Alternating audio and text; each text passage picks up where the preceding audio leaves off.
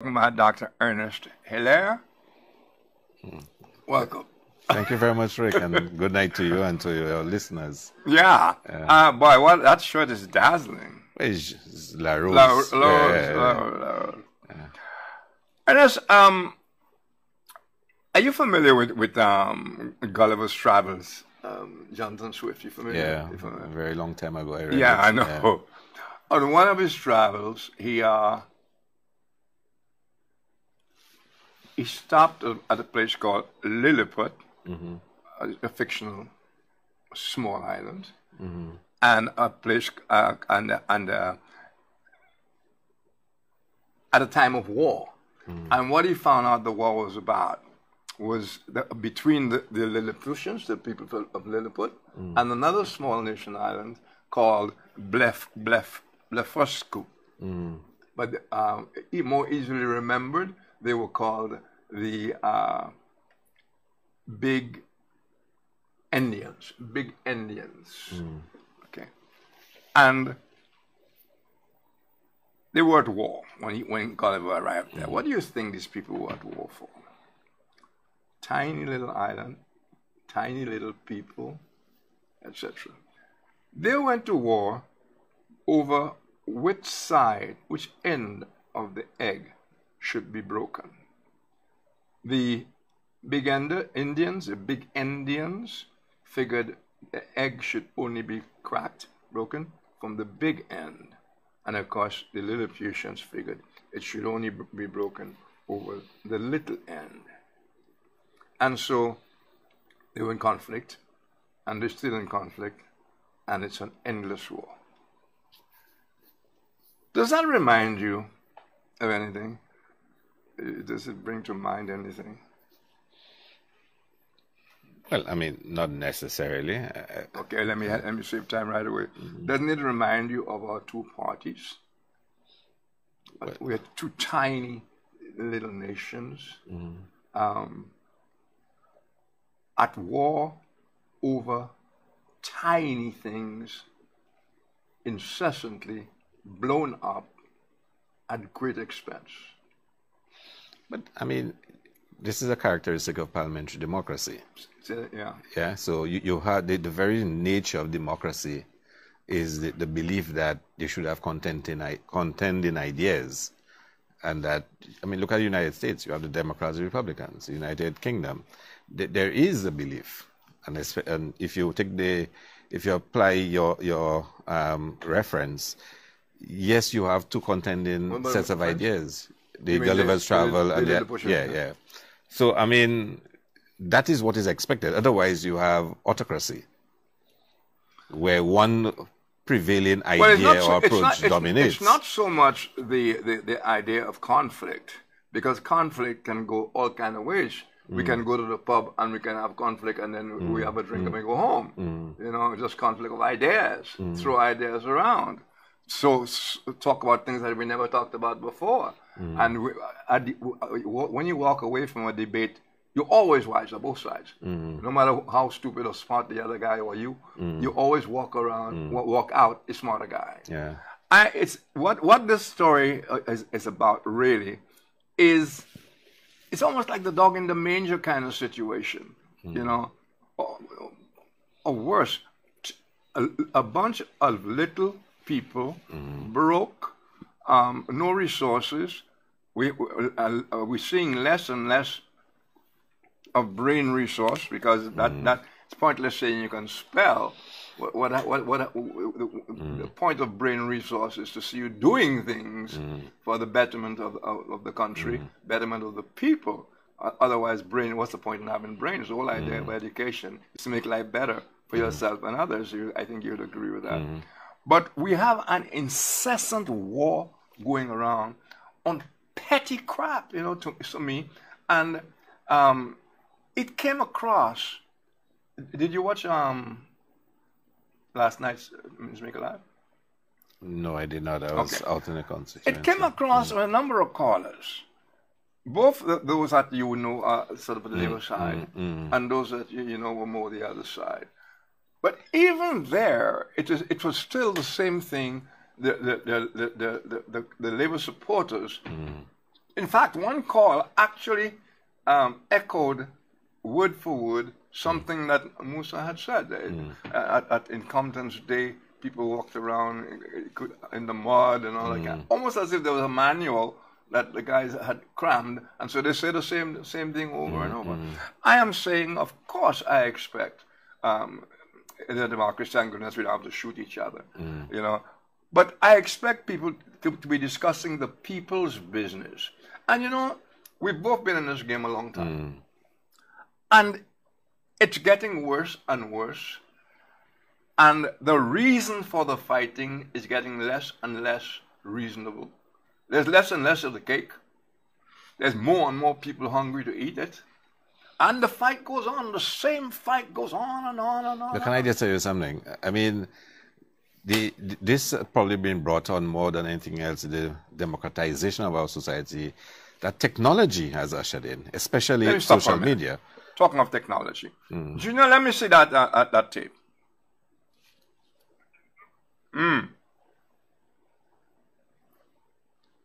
Not believing, I can't trust Obama. I have read about him, and he's an Arab. He is not. No, man.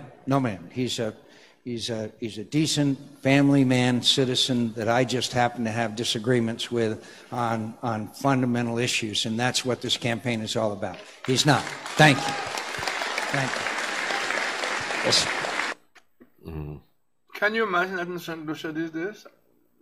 Well, even that is extremely rare for United States of America, you would admit. In fact, he's described as a maverick. He's described as a maverick. Who? John McCain. McCain, yeah. For behaving in that way. Yeah, by his party. By his party, they knocked that. But what he's showing there is you can rise above party. I mean, Trump expected him to vote for his bill and give him the thumb. You know, of course you can do that. But what he was saying there is, I would not be running against Obama if I didn't think I'd make a better president. He actually said that in the earlier part of the tape. I wouldn't be running against him. Well, they have fundamental differences of views on matters. Well, exactly. But it doesn't take away from the quality of the human being. That's what I'm trying to say. Obama, he's saying that he's running against, having dismissed an earlier caller, an earlier person on the mic. I just did it with a woman. And the point is, he had said earlier that he has fundamental disagreements with Obama. But Obama is a fine man, he's a good man, and there's no reason to be scared of him and all that kind of so on. So the maverick that he was not really demonstrated there. You know, what he saw there as a man of class, a man who believed in decency, being an example of how it should be, and so on and so on. I mean, we're going to go into politics right away.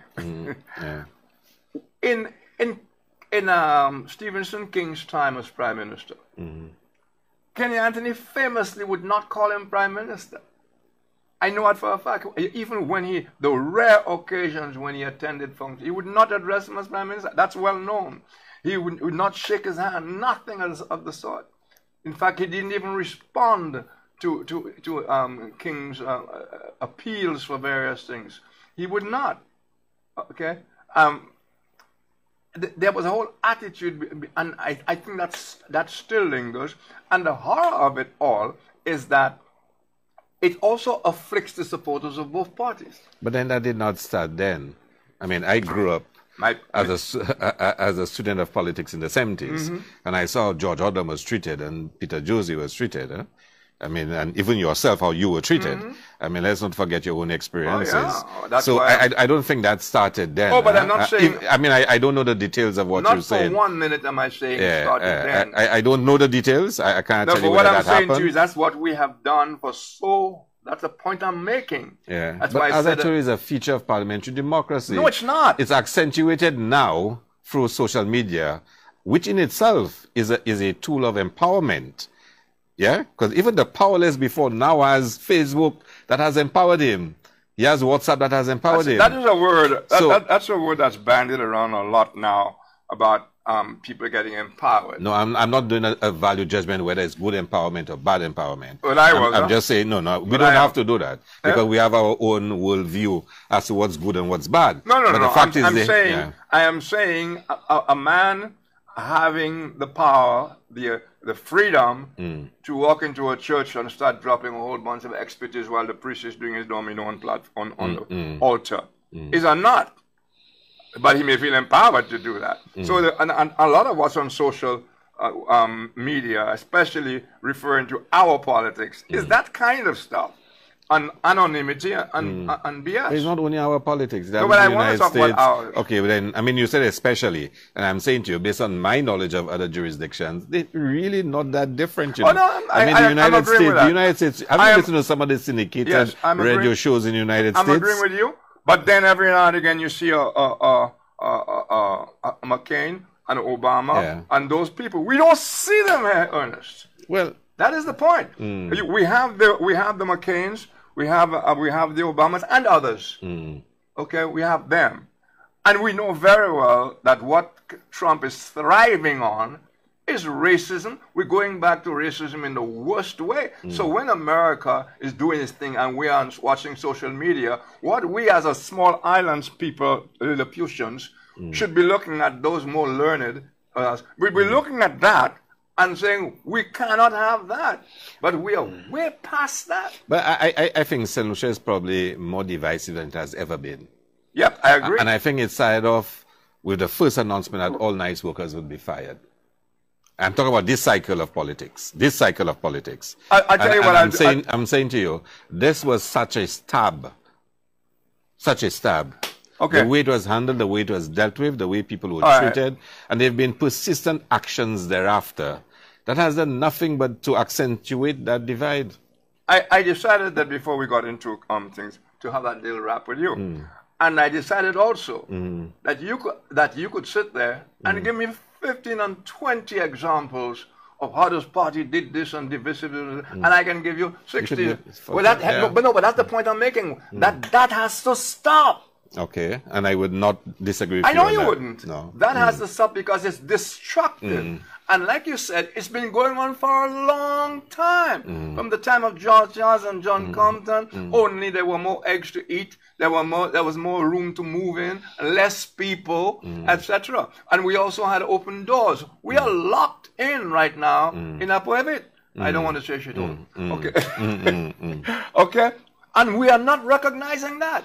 And our politicians generally are talentless. There's nothing talented about our politicians. Here and there a little something, but generally speaking, there's no inspiration coming from our politicians because all they do is repeat the same old garbage. Last night, and I instead of I think I should play it for you. Roll me that tape with Newsmaker Live, please. Good evening, Newsmaker Live, you're on the air. Hello. Hi, Tim. Good evening. Hi, good evening to you, sir. Hi, good evening to your guest. Hello, good evening. Tim, I'm we're having a volume problem, encouraged by some of the maturity of the statements I've heard coming from some of your callers this evening, because it clearly demonstrates that the traditional politician, which is really what Mr. Jean-Baptiste represents, the days are numbered. We have a stage here where we have a government which apparently is seeking to shift things in the way things have been done in the past. And rather than giving the government an opportunity to do what it can, we have a bunch of people on the other side who are mindset on doing the same thing all over again. And thus we'll probably find ourselves in 5 years' time, if we continue in that direction, even further behind than we are at the moment. But what we have to realize is that we have been, when we go back to 1979, even when the Labour Party came in with a fairly huge mandate, 3 years later, the country was torn apart because of a leadership struggle and a secret arrangement that was made to pass the leadership from the person who was duly elected as the leader of the party to a certain bunch of people. It disintegrated in 3 years. Fast forward to 97. The Labour Party could not, with the leadership it had of the day, come into government, although they came pretty close on more than one occasion. But they could not do it. What did they do again? They went again and brought in someone, imported somebody, and made the arrangement, I will make you Prime Minister if you come in. And again, it failed because a 61 majority was destroyed 10 years later with nothing meaningful having been achieved and a lot of scandal involved, which we are, up to today, we haven't quite recovered from it. Having done this, they were out of office for another 5 years, and during those 5 years, spent as much time as possible trying to bring down out the government of the day, although they themselves contributed to that. We're back in a situation now where we have this revolving door. Now, we may not be having the government that we need at the moment, according to them. But the point is, when you look at the history of the Labour Party, and as one of your earlier callers pointed out, there is no clearly stated intention to change anything, because it's the same persons involved looking to seek office again. When you look at that situation, the Labour Party is not the party anybody should be looking to at this particular point if we decide to change the government. There's nothing that's going to change, because all we have is the same people talking about the same policies with absolutely nothing to change. You speak about the current leader being in office for 25 years or thereabouts, and he is the person who is going to take us into the future.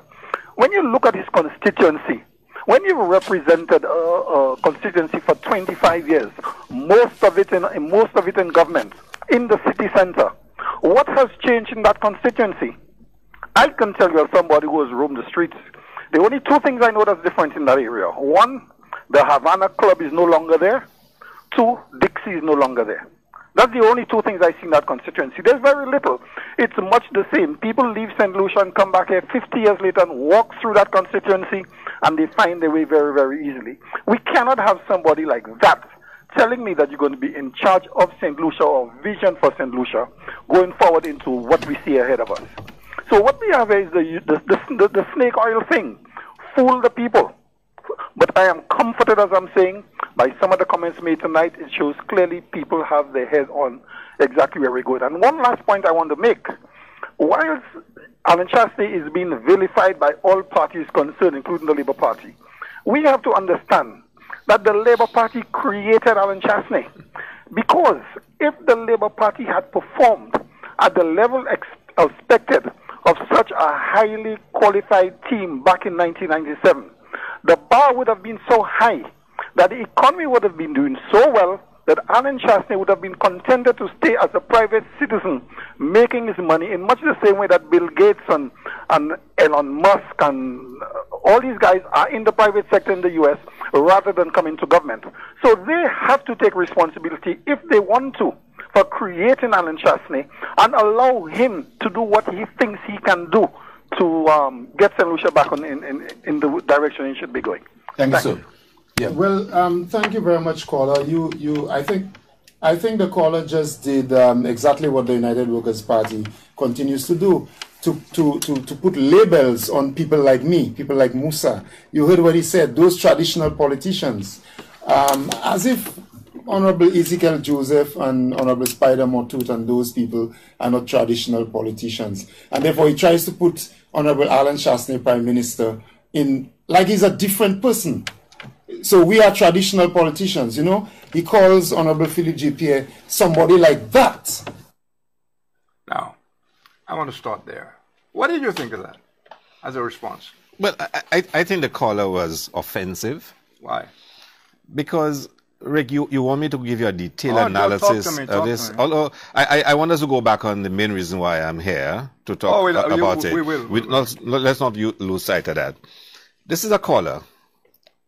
You want me to start from the beginning or the end? Wherever you want. Who equates Alan Chastney to Bill Gates and Elon Musk. Now, I mean, this is an absurdity. That's an absurdity. Yeah, but that's a small point. But I've given you all the small points. So let me give you all the small points. And his notion of because political. Because you guys have made Alan Chastney so rich. You guys just stop, Rick, because it's offensive. It's offensive to say, but no. His whole perception of politics and people's role in politics is offensive, and it's a direct contradiction. But I'm trying to get you to tell me what's offensive. Well, not the Bill Gates. No, that's part of it, because it's a dichotomy that is created. Yeah, and Musa has started to speak about it. The Philippines and the Musas are a bunch of guys there. He says it, a bunch of guys. Traditional. Yeah. They're not in the clothing of an Alan Chastney. So you should leave him to do what he wants to do to this country, regardless of the consequences of what he's doing. Who are y'all to be opposing Alan Chastney and what he's doing now? His whole notion of political history is very revisionist. You know, here how he describes the entry of Kenny Anthony into the politics. Here how he describes... How did Kenny Anthony? They went into a washman, make you prime minister or whatnot, and as if they bring in somebody from outside because they didn't have anybody. I didn't think that's what you were saying. I thought what you were talking about was you.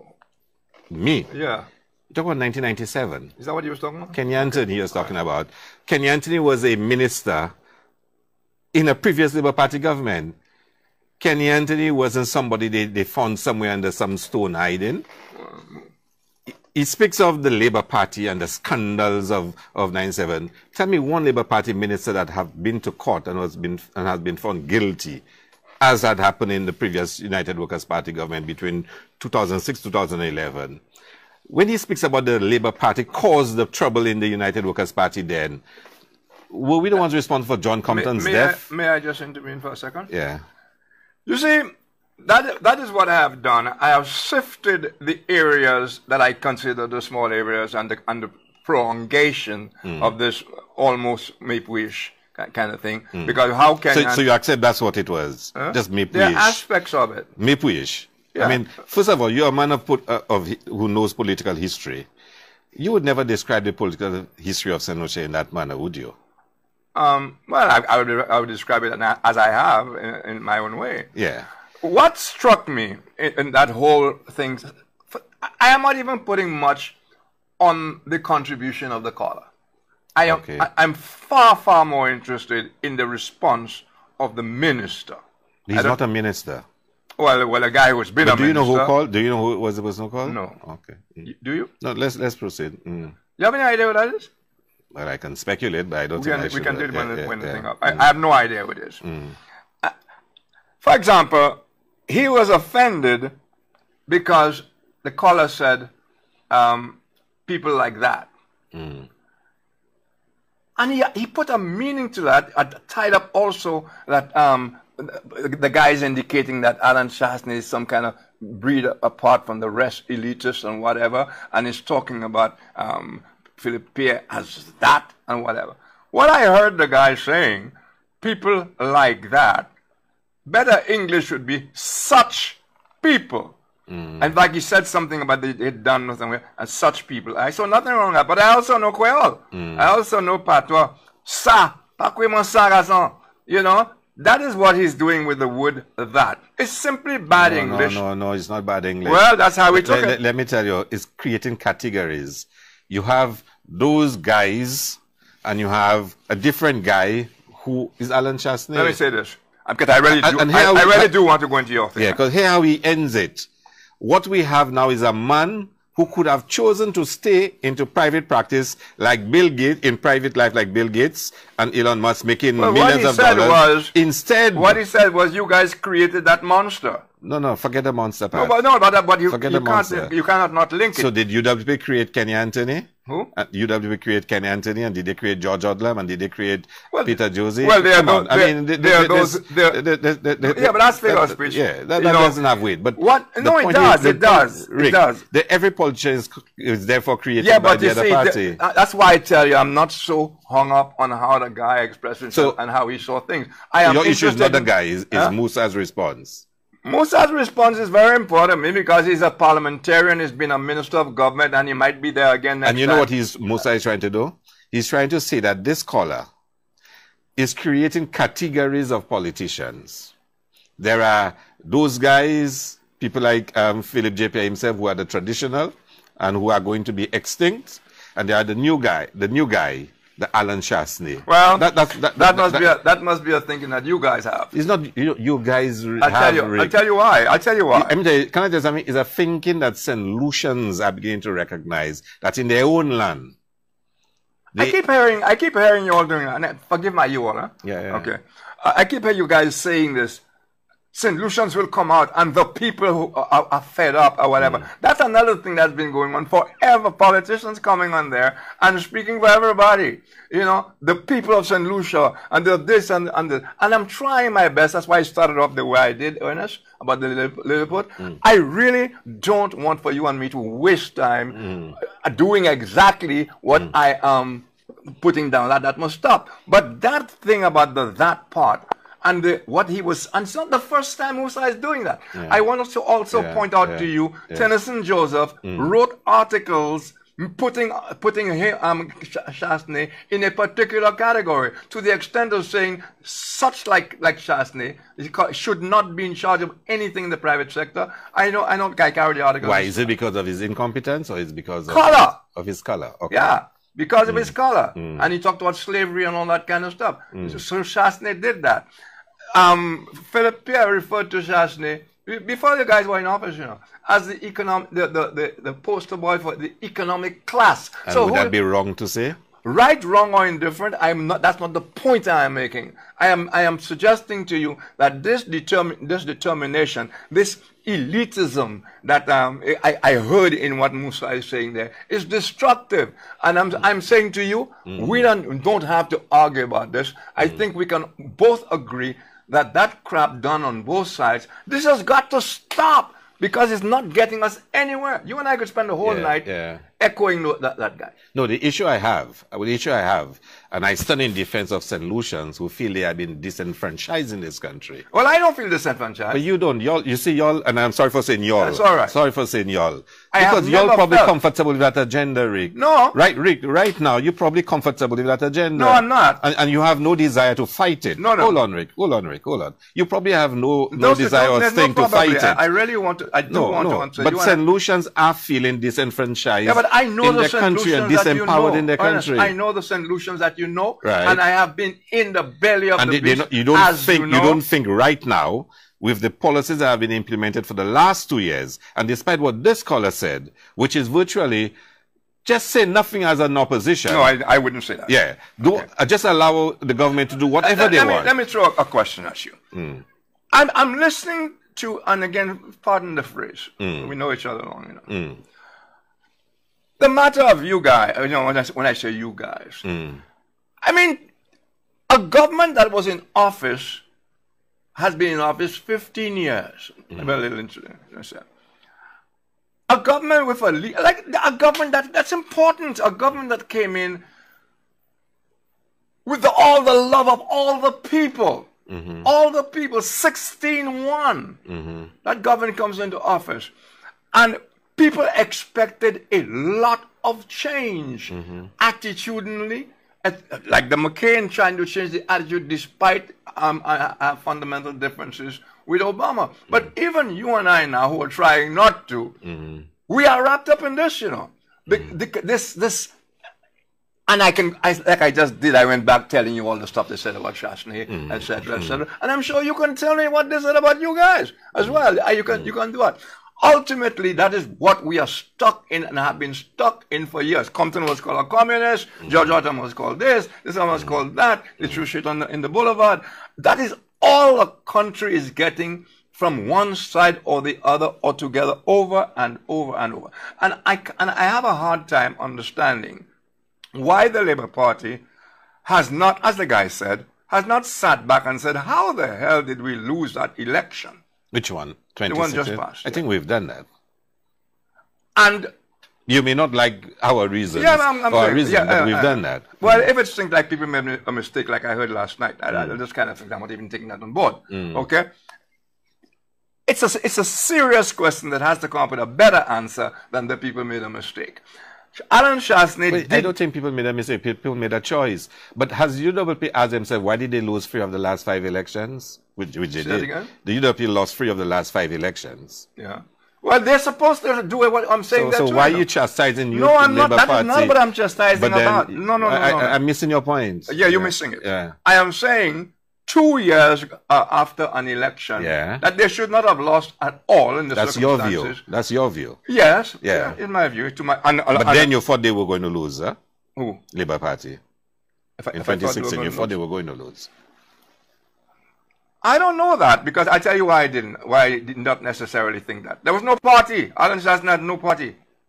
Right up to the last minute. Had Kenny called elections at a particular time? No, you can't dare if he had. That's not how politics. No, but you asked me if I thought they were going to win. Yeah. I did not think they were going to win for the simple reason that there was no party.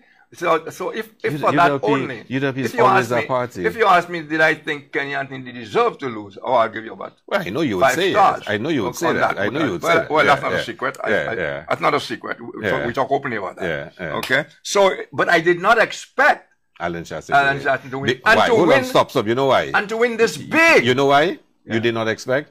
Because you never believed St. Lucians would have voted for Alan. No, that's not the reason. That's not the reason. Because you know a lot of what, and you're astute enough, a lot of what St. Lucians are saying now, you anticipated as exactly what would have happened. I don't know. You and I don't agree on what St. Lucians are saying. Yeah, no, I'm saying you. I'm saying, okay, people are critical. Rick, come on. Don't tell me you do not believe St. Lucians.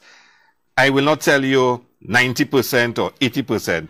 That there is a general feeling in this country of dissatisfaction. Let me tell you something. Are you going to deny that? All right, let me say something. I am disappointed with how slow the government is moving. Rick, no, that's not the point. Yeah, but I'm telling you we're making an anecdotal assessment of the mood of the people in the country. No, I will not insult your intelligence. I will not insult your intelligence, and you should not even get close to doing me. Yeah. The matter of mood of the people, I'm not into that. I'm not a politician canvassing for campaign. I am talking about what you, Ernest Hilaire, can talk about with me, and Rick Wayne can talk with you. Yeah. I am saying to you, the guy is right when he says that you created the monster. I think I am correct when I say it was a surprise to me that the Labour Party not only lost, but it lost so badly. And here's the point I want to make that I'm not able to make it.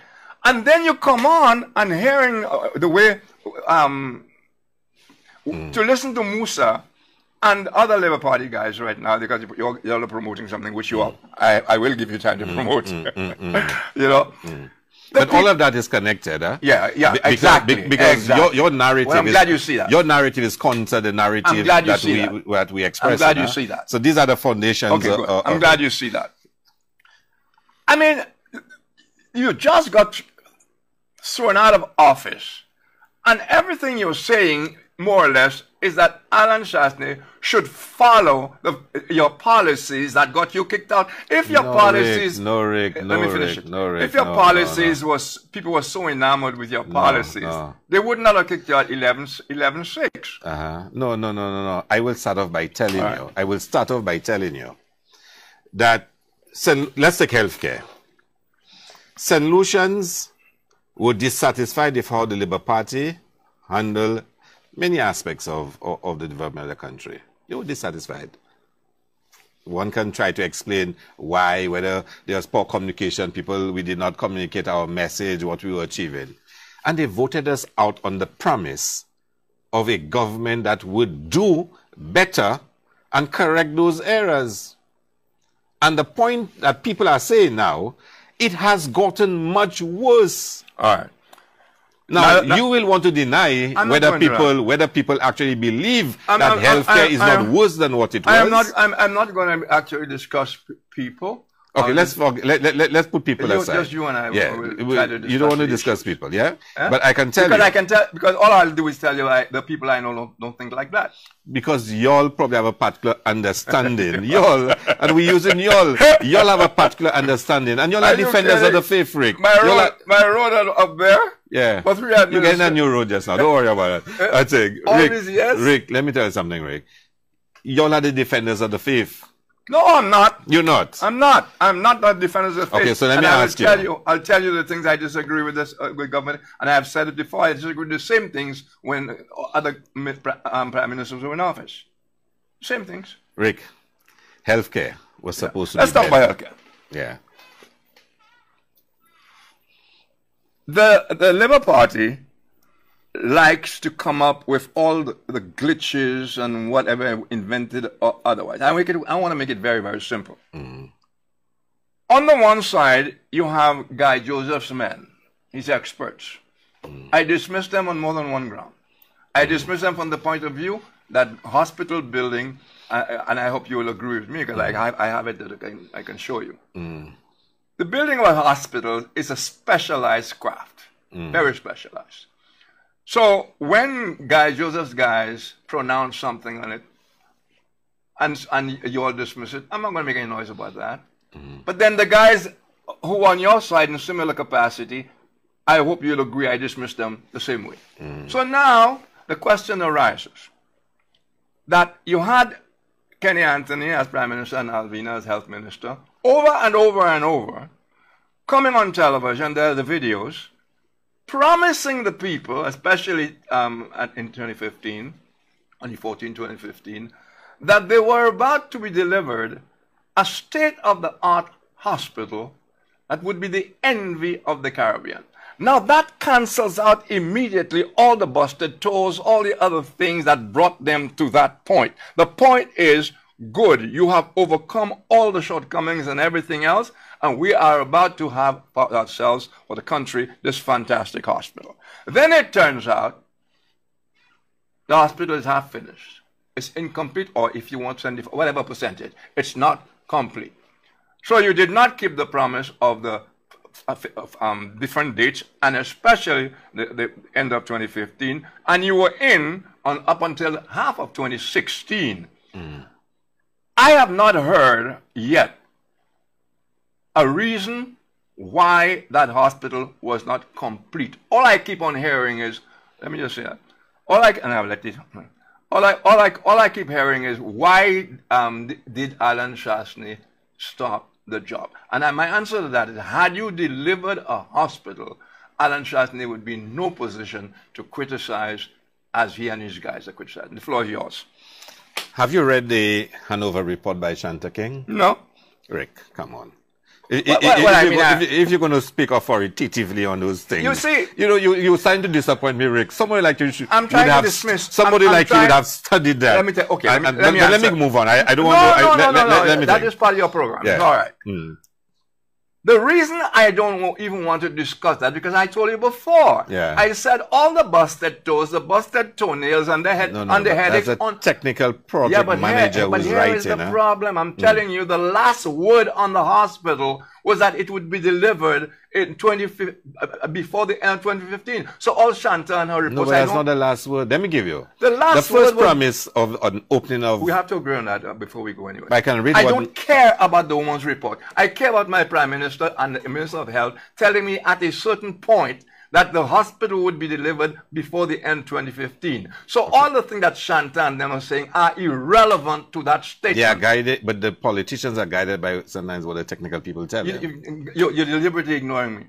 Okay, how? You're ignoring my point. I am saying the Shanta problems, whatever problems there were. Yeah. But in 2015, the Prime Minister said, look, we have overcome every problem there is in effect.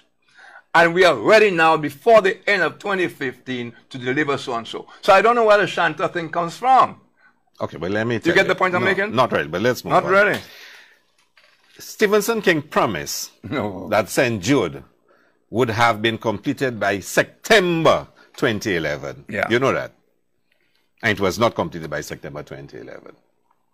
That's very good. Well, I don't want this really. No. So what I'm trying to show you is a chronology of announcements of dates of completion. But those are the busted toes, Ernest.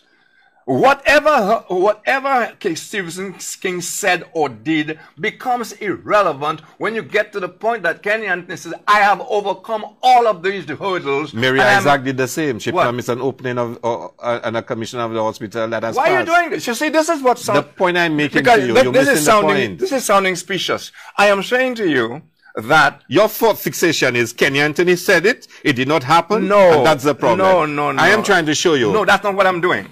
I am saying to you that all the problems, not Kenny saying it didn't happen. That's not what I'm getting at all. I am saying that by Kenny stating that, I assumed whatever problems there were had been overcome and become irrelevant. And now we have a hospital, and it turns out, it turns out the hospital is half complete, and according to some, is junk. Okay, so, let me explain to you. Because your fixation is Kenny Anthony. What I was trying to do is to show you a chronology of leaders, of persons responsible, giving dates. Give dates and they're not delivering. And they're not in. Let me tell you. I call those busted toes. But let me explain to you. Let me read to you. I call those the busted toes along the way. Well, they had a lot of busted toes. Yes, along the way. I wanted to read to you what Mary Isaac said. Okay. I mean, it's quite interesting. That should be quite deep. Yeah, it's quite interesting. I mean, when you read it, because when I read it, I mean, I was like, "Are you serious?" By the way, was Mary Isaac involved in politics all that time? No. When she became Minister of Health, but Ernest, you're going to read to me whatever Mary Isaac said after Kenny is out of office and the hospital's work has stopped, and you are totally ignoring that. What I want you to get over is that all the problems that Kenny faced, all the problems that Kenny inherited, I'm prepared to accept all of that. Let me read what she said. When we came on board, we really actually thought there was more in place than we are finding out is currently in place. Imagine, okay, you had already been completed, needed a change, and she goes on. When we came in, we thought we were already speaking about a timeline to open the hospital. So I was told by my technical people, it's going to be ready, and we're going to open on November 28th. Right? I don't know if you can recall that. And I waited. I saw November 20th come and gone. So now it has been pushed further back. And that only tells you how inefficient the whole thing was being handled. These projects are cross-cutting. They run from, for instance, MOH, Ministry of Health, Ministries of Economic Development, you know. And you cannot get anybody to tell you for sure, give you exactly what is going on. So I think the people who were in charge of that project or who are in charge of that project ought to be called to task, and they should know by now they've done a terrible job. Ernest, now, the point I'm making to you. Ernest, you really think that was worth reading that to me? Yeah, because I want to make a point to you. Okay.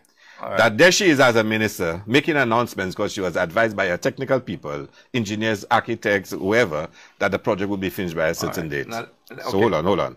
I gave you Stevenson King did it. Yeah?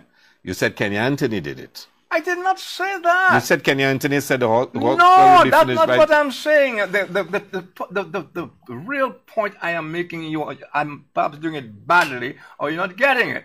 I am saying I am prepared to accept that when Kenny stepped into this thing, he was overburdened with all kinds of problems. I'm prepared to accept that. I don't even want to detail them. I am saying to you that in 2015, forget 2014, which he spoke to, in 2015, he in effect said, all those horrific problems I had to deal with and whatever, I am ready now to tell you that come before the end of 2015, you're going to have a hunky-dory hospital. And not only that, but it turns out the hospital was half finished, and I'm not going to talk about the technical people who say it's junk, because I have dismissed both the sides of the technical people. So now tell me, why was the hospital not completed by 2015? The same reason why it was not completed September 2011, like was announced. What was that? But I explained to you, I started by telling by you. Them and Mary, no, but you're not following me. Stevenson King had said it would be completed by September 2011. What impact does what connection is there between what Stevenson King said about 2011 and what Kenny was saying in 2015? Because you don't want to get the point I'm making, and let me explain to you. Because persons are advised. I just read for you. So in other words, saying that they were going to open by November 28th. So in other words, she's now saying that's what her technical people in other words, the reason. Let me tell you, at the panel discussion, and we'll move on. The reason that hospital was not delivered, the reason it is half finished, was because of technical people. I'm saying to you, announcements were made because persons were advised that based on timelines on work to be done, it will be completed by a certain date. The Prime Minister, at the famous panel discussion they had, actually said that there was a letter sent to the former Minister of Finance saying that the hospital will be opened by a certain date, the exact thing you quoted, but with an increase of X more. I can even show you. We don't need to. No, I need to, because when you're a man who read a lot and you like to do research. Report as of March 31st, 2016. Yeah. New National Hospital Commissioning Project Status Report. When you read it, Rick, in terms of technical people. Talking of reports, I heard also a lot of noise about why the government did not undertake repair work on the stadium. Mm-hmm. Which government? The present government? Why the present?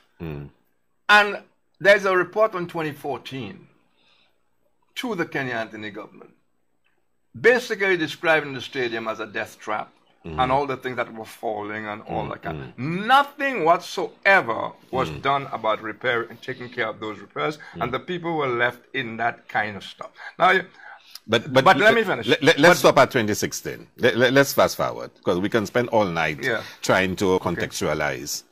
2016, the people decided they did not want the Labour Party to continue to control the realms of power in this country. 2016, they decided they wanted Labour Party. June 6, 2016. June 6, 2016. You came in 2011. Let me finish. June 6, 2016, people voted out the St. Lucia Labour Party. And promises were made. Yeah. It has gotten worse, Rick. But yes or no? It gets worse. Yes or no? St. Jude? Yeah, St. Jude. Okay, the health system has gotten worse. No. Let's problems left alone do get worse. Rick, okay, so stop there. Okay. Now, so the people did not vote for problems to remain as is and to eventually become worse. That's why I tell you, look, the guys are in office 2 years. You know, I don't think that they can fix every single problem. Rick, but let me take another leap. Let me ask you on the No. But you accept it has gotten worse. You accept that it has gotten worse. But that's what happens to things that are bad untended. They get worse. So let's stay focused on that. If you guys had let's stay focused on that. Let me say this. If you guys had done something when you came in at 2011 and 2012 and 13, it wouldn't be worse. You did nothing to it. So of course, it's natural. Have you read the report? You keep on doing that to me. I don't have time to read these silly reports. But how do you want to speak authoritatively on something, but you've not read the report? Because you are here. Because you will... Listen to me. Yeah. You who have read the report and know it backwards, you are here and you can answer me everything that's contained in the report. I'll quote another paragraph in the report for you. Wait for me. I want to pause there for a minute. We're still on healthcare. Yeah. Ernest, you know the last time a hospital was built in St. Lucia? The OKEO? Well, before that. Hospital would probably be... You say OKEU because that's not finished yet anyway. Wait, no, it's not been finished in 2016. Okay, before OKEU. Must be probably St. Jude? No, Soufrière? I can't tell you. St. Lucia government never built St. Jude. No, and by the way, it was accidental, as you well know. Yeah. Okay, but an accidental hospital. Okay, and that deteriorated. But you don't want to focus on what we have. We are. The state of healthcare in St. Lucia. We are the state of healthcare in St. Lucia. And why people? I want to take it from people. Let me go there again. You don't like people anymore, Rick? No, I don't like politicians talking to me about people because I can do the same to them. But the media always talks about it. And we're back to the circle. Again, that's what I'm trying to avoid. You and I are two smart guys. So let's talk to you and me. That's why I don't need to read the report. You know it backwards. You can tell me what's there and we can debate it. Okay, that's all I'm asking for.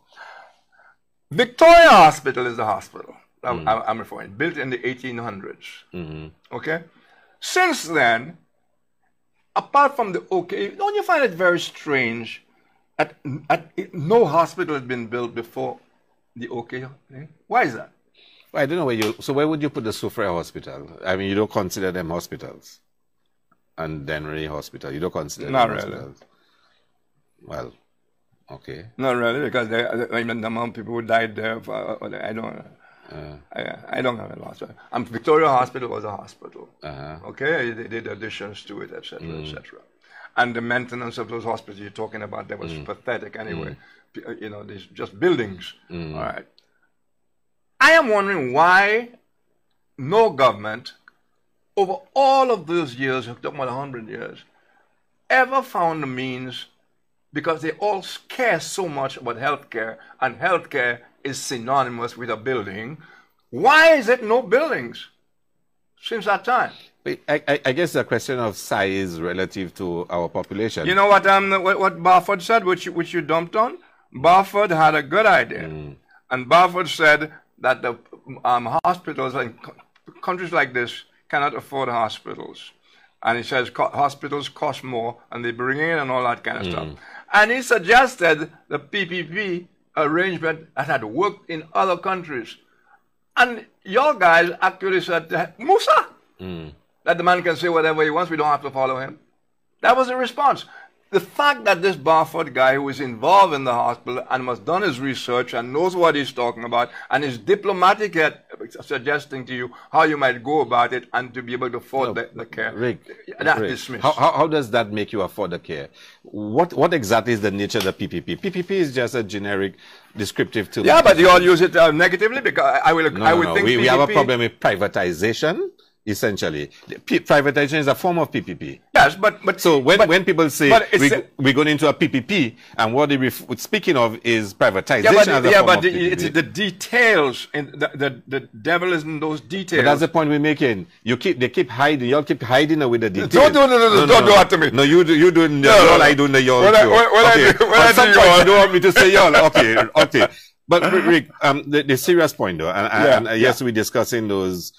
Issues and contextualizing the discussion. But the feeling is that, and you tell me don't say feeling, and one can measure that healthcare has gotten worse in this country. Yeah, it has gotten worse. Getting worse is not the point. Rick, healthcare has been a problem in this country forever. Rick, that's true. Rick, but there's a crisis. Let me tell you, when I first became aware of healthcare issues in this country. Let me tell you when a crisis. Romanus Lansico. I was the guy who covered Romanus Lansico. I was going to give you your kudos in a while. I know the story. Just hold on, Rick. Yeah. Because person like myself helped fundraise and match for Victoria.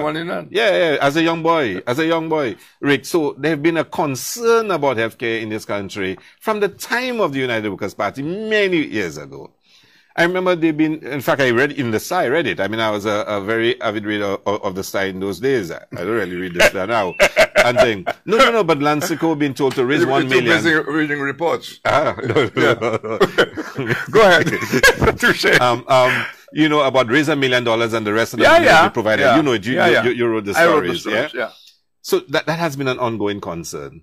And I think there was a determined effort, certainly under the Labour Party, to build a new hospital and to reform the entire healthcare. Now, some of the work started under the UWP, let's not deny that. But you saw an accentuation of that work. Dr. King told me... He couldn't give you the whole... Dr. King told me that actually the OKU idea, that was on the table from those days, you know. Well, but from Lansico. Talking about building a new hospital. From Lansico. Okay, and look how long it took, and it's still not operational. But right now, Rick, since 2016... the exponential degradation in our healthcare system, as if everything else. Exactly. Oh, but you and I on the same page on that. Of course we are. So and that is why we are saying, Rick, after 2 years, the government must lay out a very clear blueprint, way forward, as to how healthcare will be addressed in this country. Last night, a guy said to... Let's forget about last night, Rick. No, it's an important point that you just brought up again. Last night, a guy said that Musa didn't have the moral authority to talk about whatever the subject was. I don't know. And of course, he took that in his own way, and he says that the people of Denrimiku, whoever it is, gave him the moral authority. That's BS. They gave him the authority to be in the House as a representative. But the moral authority has nothing to do with the people. It is, so I'm saying to you, a party that cares so much about healthcare, 100 years, we're still doing the same talking and talking about how worse things have become in 100 years. No, but Rick, my point, and I'm giving you my fundamental point. That one look, that applies both sides. They have had issues in health forever, care for time immemorial. The point is, nothing has happened in the last 2 years, Rick. And that's all you give up. Work has stopped on St. Jude. Hold on, Rick, it has gotten so bad. I can't think of one person in St. Lucia who would relish the idea work has stopped in St. Jude. Not one. Precisely. So you and I agree. But there's also the point, you don't throw good money after bad. And that is a point I don't want to argue because I tell you I have no experts. As far as I'm concerned, Alan Shastney, within weeks that he came into office, should have brought some acknowledged experts to pronounce in the hospital. I still say so, and I'm going to continue to say so. But I don't think you all have the moral authority to decide I'm going to demonstrate because the hospital is work stopped. Rick, because you have the right. Rick, the deterioration of the health care system is more than just the hospital. So I'll buy you saying to me it's got a little worse. Therefore, let's demonstrate. Not a little worse. Very worse. Very much worse. And people so let's have demonstrate. so much, and Rick, and people's anxiety. But you were part of the you were one of the architects, when I say you. One of the architects that brought it there. The people changed the government in June 6, on June 6, 2016. People don't change the government so that you can be in a position to say, well, they changed us and in 2 years nothing happened yet. People changed their government because they wanted to get rid of what they had. For something better. Well, I don't. So you believe people voted because they wanted the government to be worse? So if they voted for something better and it has not, not gotten better, and it has not been. But it's only 2 years. But Rick, there have been nothing happening in the 2 years. But you will have to agree the moral authority again, legitimacy comes on again because you helped bring it where it is, and those guys are supposed to fix it in 2 years. Now, I'm not going to make any case for them. I'm just saying that's why it has gotten worse. That's why and continues to get worse. Of course it has gotten worse. And continues to get worse. Of course it does. And the level of anxiety, and let me tell you, people want answers. There's no level of anxiety, well, because the anxiety was there about St. Jude. I went to St. Jude and photographed it once. Yeah. And I tried to go to the new area. And you all had rules there by the watchmen. Don't let anybody come in there. And I talked till finally they allowed me to take pictures through the gates. That was a secret place. What year was that? When was that? About 2011 maybe. Yeah, well, UWP was in power then. No. Yeah. You were in office. Trust me, it's small matters. Labour Party was in office. But if it's 2011, well, Labour Party won the election. Well, you said 2011. I asked you. Yeah, but my mistake because it did not matter. Okay. I am saying you all were in office. But what you said was the construction site. And I'm saying to you, I took pictures of the because I was going to give you for. I didn't go for that. I just thought it's so odd that that's a hospital I was seeing from the road. A stadium, a broken down stadium is what it looked like to me. And then I later on went up with somebody and I was photographing all of it. So I saw all the horrors and all the crap that went on there. But that has been going and has gotten worse. I agree. And we would like healthcare. I would love to see Alan Shastney open up a hospital tomorrow properly and whatnot. But I don't see where your moral authority comes up to have marches because Alan Shastney hasn't fixed the hospital. Because the people are saying, they want answers to the healthcare crisis. People were saying they want answers to the high crisis in your time and long before your time. And Alan Shastney had marches. I'm not against your marching. Oh, okay. I'm not against Alan Shastney. So you support the march? No. Anything freedom, democracy, I'm with them, you know. So you should help me promote the march. But let me make a broader point. Let's move on. Let's move on, Rick. Okay. But the healthcare crisis is part of a more global. Will you do me a favor? When you say the healthcare crisis, you are determining when the crisis occurred. I am saying healthcare has been in crisis. And I agree with you. I just want to make sure. Healthcare has been in crisis before Lansico. Before Lansico. Oh, yeah. Well, I was too young then. I was probably. Well, you gave them money. Yeah, but I was a little boy. That was Lansico. I didn't know about before Lansico. Take my word for it then. Yeah. Welfare was in crisis. So from the time of John Compton, it has been in crisis. St. Lucia, I have a report done in 1939. The Moyne report. Yeah. And it talks about the healthcare crisis in St. Lucia. Well, not just the healthcare. It talks about education and everything. Yeah, but I'm dealing with the healthcare. Yeah. With the crisis, and it's like it was written yesterday. Your friend, Jufali.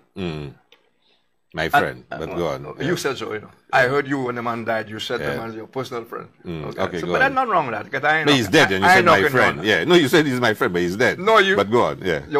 Your deceased friend. Yeah. Okay.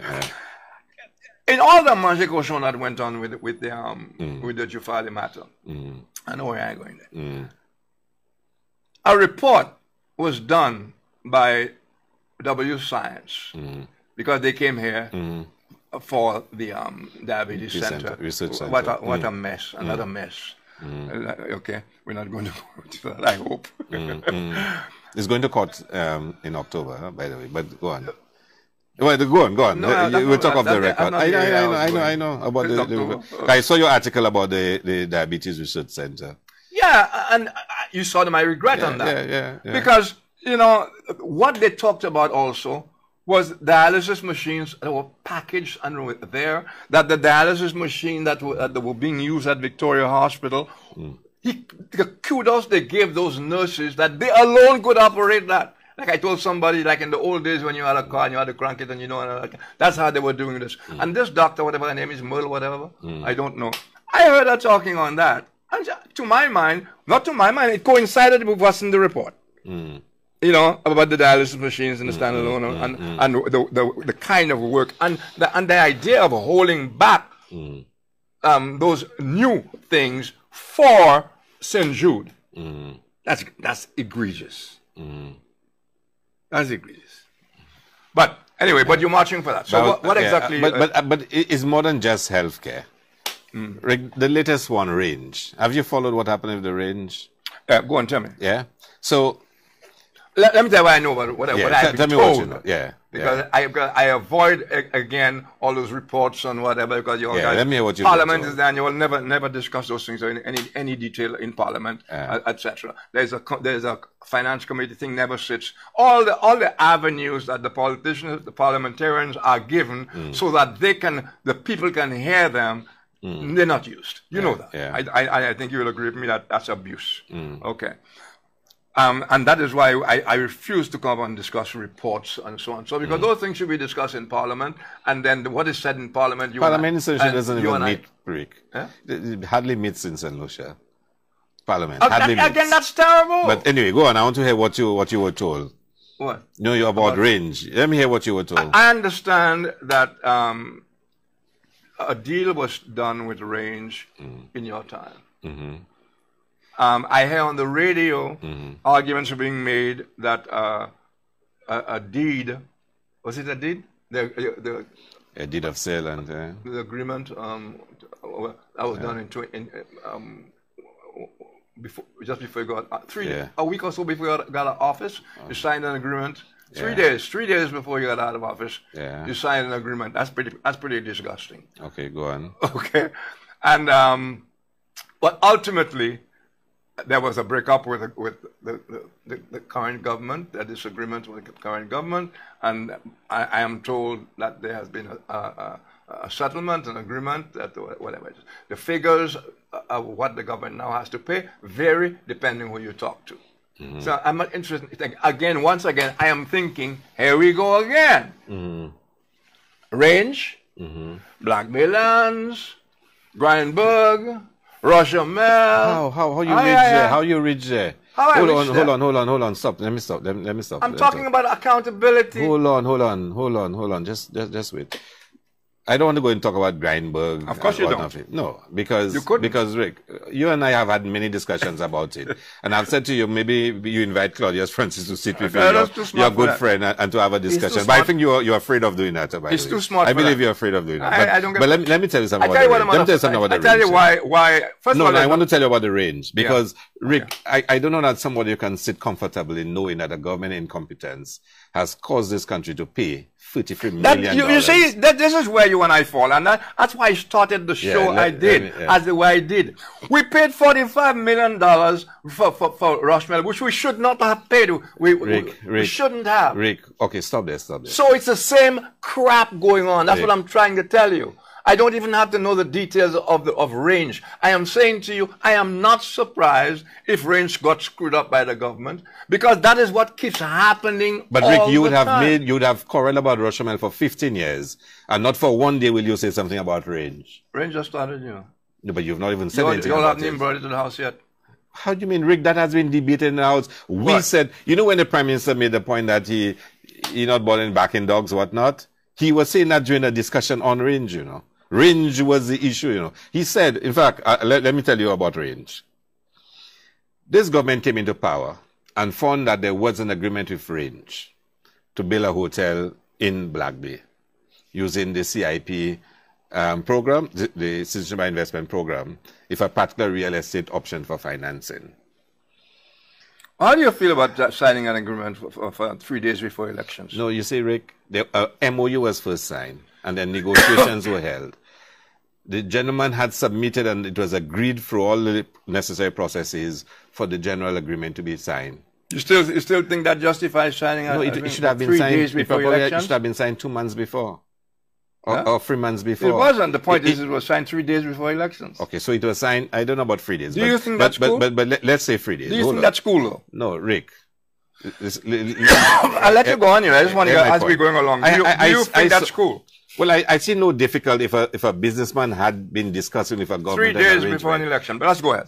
Because I've heard Kenny Anthony piss on governments doing that. Right. Okay. But let me go on, huh? What's that? But let me go on, huh, Rick? The government then decides. Give me a few more minutes, to renegotiate the agreement. Yeah. To renegotiate it. So the 3 days, which they probably felt they had a problem with what was there in the agreement, falls by the wayside. Because they renegotiated. No, I wasn't dwelling on it. No, so they renegotiated the agreement. Is something wrong with that? No. Oh. A new agreement is signed on August the 3rd, 2017 at Royalton. Yeah? They renegotiated agreement. Yeah. To what effect? Well, they made changes to the agreement. Well, I understand that. But right. Fundamentally, what was the difference? The financing mechanism. That the developer would bring in CIP applicants through the donation mode, whose money is supposed to go to the National Economic Fund, and instead the government would give it back to him as a loan at 2%. And we explained to the government that what they're doing was wrong, it was bad financing, and secondly, it was also illegal. We told them so, in the House, in press conferences, repeatedly, that you are going to end up in trouble, and this country will end up having to carry the burden of your errors. The Prime Minister stood up now and said, he'll never take my advice. No bother backing dogs. We said it over and over. Prime Minister, see what you're doing. This is wrong. This is going to cause trouble. We end up now where the government is forced to have a settlement with Range. And according to figures given by Honorable Dominic Fede, we now have to pay the developer $33 million. I'm told that's not the figure, but I'm not going to argue that. Now, to be honest with you, Rick, I thought the figure was lower. But based on what Honorable Dominic Fede said, and I can give you the transcript, and you can see it for yourself. I am not going to tell you what I was. Do you think that is right? Do you think the citizens of St. Lucia would be pleased with such a situation? So hundreds of jobs are lost in Black Bay. The people of St. Lucia now have to give up $33 million, Rick, because the government was deliberately incompetent. See, I want to do you have a problem with that? I want to remind you again. That I also want to talk about education. I have a lot of other things to talk about. No, I have calls. I want to give Mr. Hilaire a chance to plug his thing, Yeah. Okay, let's take the call. Yeah. I'll give you a chance to plug it, even at the end. Yeah. Go ahead, caller. Hello? What happened, Junior? Hello? All right, go ahead. So, the point comes down to how this country has been governed. How it is. Hello? Go ahead. Go ahead. Yeah. So, look at the Range issue. Now, I have not gone to DSH yet. Huh? Well, I don't know about DSH. You don't want any more DSH? You know what I want to know about DSH? The part that interests me about DSH, the CIP aspect. Yeah, well, we could talk about that. Well, because that also is illegal, what is being proposed. See, I am not for paying for any projects with passport money or CIP. But then you were a major architect of CIP. Yeah. So right there, we had odds there. So, and I also figure that if you had odds with what's happening now. No, you may not be at odds with what I've been at odds from the time Von Lewis submitted his report. So you have a problem with the concept of CIP. You have almost ideological problem with ideological. Well, okay, that's fine. I respect that. I respect that. And I say I don't want to discuss DSH. I want to discuss who's paying for DSH. Or anytime our passports are being sold to pay for any project, I'm interested in that. Yeah. So I'm not going to engage you on DSH. So you're not going to talk about DSH? I don't even know what DSH is on or not on. But I was hoping to ask you. I'm your show host. I'm not your Minister of Parliament, you know. But wait. You're supposed to give me information. But, I thought you all had a clear understanding. You thought wrong. You thought wrong. Okay, so Rick, and you know what was even more amazing? Let me just finish off with range. CIP. Why were you so hot on CIP? So hot on CIP? Because when the studies were done in terms of investment throughout the world, really, what were the most attractive incentives being offered to facilitate foreign direct investment, especially in small island states? The states that had citizenship by investment programs were the states that were most attractive, because the law of citizenship for persons willing to invest in a country was a very attractive incentive. In effect, Ernest, and that's the thing that you're following what I'm saying. Yeah. Now you all know Miami uses. In effect, forget those countries. You see, the things that I need to read, I do read. Yeah. Like, for example, Von Lewis's report. Yeah. I wrote an article immediately it came out, and I said due diligence has to begin at home. Yeah. Okay, so I expressed my views on that. But what Vaughan was saying in his report, in effect, was that everything had dried on the vine. There was no scope for anything else. It was dry. Everything had dried up and couldn't be started. The world had changed, and all we had left was the CIP, which he sold because of the same reasons you're saying there. I maintained that due diligence would be the heart of this thing, and we were not famous for due diligence. We had Lamberts, we had all kinds of people. We have never been favored. Accountability is another word for due diligence, you know, and we're not famous for that. Right, well, so I right away was against it. I am as much against it as I am it paying for projects.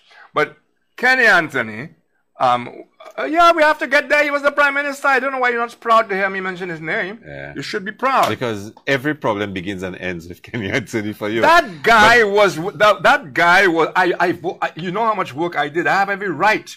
And he was given a thing, 16-1.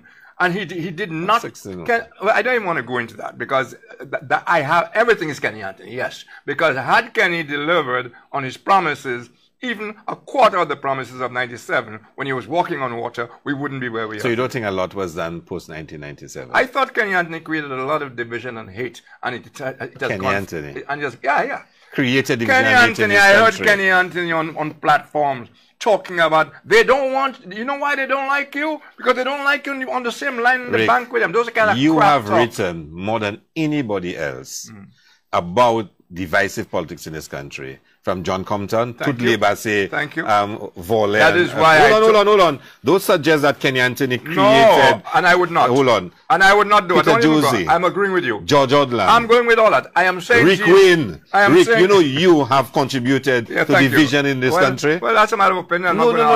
The point I'm making is that through your writings, you had people who simply love Rick Wynn and his writings and his exposures in investigative journalism, and people who despise you for it. Rick Wynn not a minister, but listen. When Kenny Anthony, the reason Kenny Anthony got 16-1 is because people had enough of Compton. They had enough of George. And by the way, George Odland was with Kenny. Can I tell you something, Rick? No, I want to get that. You're a lot more learned than that. So let me tell you something. If you're going to measure popular support, you don't measure it by distribution of seats. Just of what? Popular support. You don't measure it by distribution of seats in our democracies. By distribution of what? Seats. So when people like you come and talk about 16-1, you play into the gallery. Hold on. Because can I? No. You know better than that. That's a cliche. That's a cliche. When you have 16 constituency seats, 17, and a guy comes in, and after his campaign, which is one hell of a campaign, by the way. Unforgettable campaign. Yeah. And he wins 16. Don't tell me there's anything to judge. People put faith. And also again, they were saying in their own way, we don't want Compton anymore. We don't even want Von Lewis, who was a thing of Compton. We don't want any of that. We've had enough of that. We want what Kenny represents. Can I tell you something? That's an academic debate. So let's put that aside. It's not an academic debate. That's logical. Hold on. You and I will discuss that separately. Let's go back to the march. Yeah. The march as a manifestation of the disappointment of St. Lucians with what's happening in the country. Oh, God. I know you hate me to Ernest, say that. don't do that to me. You don't like me to say St. Lucians. You can talk about your march and what your party... But that is you what... can tell me what Rick, your party is seeking to do. Rick, but you cannot tell me, I just got thrown out of office. You're speaking for the people. Rick, do Rick, do you know, less than 1 year after elections, we had the largest demonstration St. Lucia has ever seen? So what? I mean, so what? As a reflection, largest. You sound like Trump. No, I mean,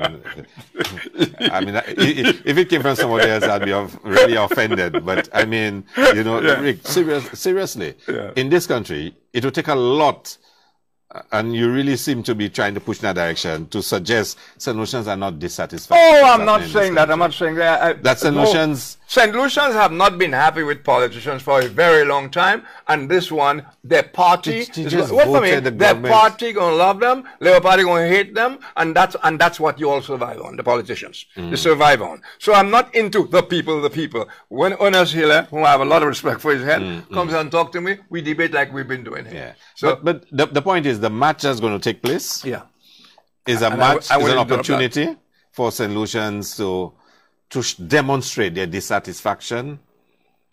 Is one thing to say it. Are you going to tell them to wear white shirts or whatever? So they wear whatever you want. So it's not probably wear. It's not a red. No, in fact, I'll tell you something that's happening in the last few days. The Labour Party has been contacted by many organizations and interests to make it a national protest and not a Labour Party protest, because there are different entities throughout the society that say to the Labour Party, but let me ask you this. I don't get that point at all. It went right over my head. Because if the Labour Party is impressing people and people are hurting and they like what the Labour Party is saying, I don't see why they wouldn't want to be joining the march. No, that's the point I'm making to you, is that what side of as a Labour Party mobilizing people who are disaffected and been disenfranchised in this country, there are other entities in the society that are saying, we want to join your... I'll take your word for that. You get that point. I'll take your word for that. No, you'll see... I don't have any evidence for that. But you'll see the evidence, Rick. You'll see the evidence. I don't. I will tell you that St. Lucians are disgusted with politicians, period. Rick, and they have been for a long time. Can I tell you something? Yeah. They're more disgusted now. Maybe. Are you talking about the degrees of disgusted? Rick. Are we going to talk about degrees of disgusted? Can I tell you something? You look at society. Plug your march. Yeah. Huh? Plug your march. No. But I'm telling you, Rick, there's a serious level of dissatisfaction and disaffection in this society. And people are asking for an opportunity. Sure, and in fact, you know what people are even saying? We should have marches almost every week now because they believe the time is coming. That's what the Labour Party did under George. Well, we probably should be doing it because people are calling now to send a strong signal to the government that the path they're taking is not in the best interest of St. Lucians. Our Lucianness is being lost, Rick. You know that kind of talk don't impress me. Well, I mean, that is the kind of talk I expect a Labour Party stalwart to come on my show and tell me. So maybe we best represent that in St. Lucians. Let's go on to another issue that you all are on. What is this thing about the salaries increase? There was nothing about the salaries increase. I heard. And again, it's typically how you all take issues. Don't do that to me. Okay, let me explain to you what happened at the press conference. Philip JP was asked a question about strengthening integrity and whatever else in government. And he was making a point that, yes, we are committed to it. And that when we do get back into government, we will even strengthen it further. And he was making a point, though, one has to consider that politicians also have to be better remunerated. And he was making a point, it's been 20 years since any parliamentarian got a salary increase, 20 years. You know, and he was making that point. I heard that, and I was figuring to myself, of course, some people have taken it and say, Philip Pierre. Forget that. Yeah, forget that. But I heard that, and I don't want to say my friend is arrogant, okay? But it was kind of an arrogant statement, considering politicians are the only people in this country who come into office knowing very well they know big salaries, etc., etc., and then they determine when they, by the mechanisms, please don't bring me into that, the commission and all that stuff, that they give themselves salaries. And they will say, well, it's been how many years and we haven't got a salary, so we're going to take one. The average St. Lucian has not had an increase in salary for 20 years. No. There have been salary increases. Because we're broke. And no GDP, and politicians saying we just want to make a difference. I'm not making a case for politicians to get higher salaries. I'm just telling you the background. What you were saying has been 20 years. Yeah, but I am saying, what I am saying is, I have always had a problem with politicians talking about increased salaries as if this was supposed to be a profession, and so they're coming in here they want more money. No, Rick, I also thought it was unfortunate. I think the point being made is that you should remunerate politicians better. I think that was the point being made. And it's been 20 years there's been no salary increase. That goes for everybody should be remunerated better. Of course. I'm sure everybody. But if it's 20 years you've not had a salary increase, the difference is that the politicians can dictate it. That's the difference. Well, not exactly. Oh yeah, they go through the salary commission. Yeah, but so why haven't there been a salary increase for 20 years? I'll tell you why. I'll tell you why. Because Kenny Anthony announcing it, and by the way, it's the UWP in the UWP's time that the salaries commission for the higher rates. Kenny Anthony is on record as saying over and over and over, it's not my government that's seeking any salaries. My guys don't want any of that. Not when the economy is so bad and all that kind of stuff, and everybody's suffering. We want no part of that salary increase. So when I hear we haven't had a salary thing, I think that's a little bit not quite factual, because you have had it. But Kenny Anthony said you didn't want it. His guys didn't want it. That is the problem. Right. Okay, but I'm still, I'm still. You're opposed to politicians getting salary increases. And determining for themselves what is going. Well, they don't determine for themselves. Go ahead, commission. I want you to plug your. So, but let's go on. I think we've reached a state in this country, and you may not like me to say it, where the St. Lucian feel threatened in St. Lucia. I mean, look at our beaches, for example. I mean, when you hear what the government is encouraging in terms of accessing and persons using the beach, and some of the restrictions that St. Lucian believe, especially. What are we talking about? Last night I heard your guy again, what's his name, Musa, saying we only have one beach left. What is he talking about? We only have one beach left. I think he was probably referring to the south, huh? No, he says that we have one in Castries. We have one beach. He's talking about the dolphin thing. Yeah, but that one's a major issue. Certainly, you don't support that, Rick. Well, you know, I don't support captivity. And is it true? Well, forget even. That's one issue. I've said that over and over. But where I'm hearing that they're going to put the I don't care where they put it. Park. I said before, I'm not for captivity of dolphins and killing of whales and whatnot. I said that in Kenny Anthony's time. It went on. You all had plans to have a dolphin park anyway. So on both sides, I'm not. Wait a minute. In both sides, I'm not into dolphins. But I heard Musa saying last night, we only have one beach left for people to recreate themselves. What kind of nonsense is that? We have a bunch of beaches. No, up north. If you're talking about the dolphin park, because he's probably referring to the talk that where the dolphin park will be located. He says we have only one beach, and how could they go and do that? I'm saying we have a number of beaches. Okay, I'm not. As I say, I'm not for dolphins, but I'm saying it is not correct to say we have one beach left. I'll tell you what happened, and that's not your fault. For once. We lost 17 beaches because we didn't give a damn about the environment. That started from Pigeon Point. Just as we lost so much with the banana production and all that kind of stuff. We have had a random development in this country. So when I hear him saying we only have one beach, that is, again, scaremongering, because we have a number of beaches. If we have, and the idea that we don't have access, that's an old story. That's not true. Okay, we have access. We do? Well, of course we have access to the beaches. Okay. What is terrible is that government after government does not take care of the beaches.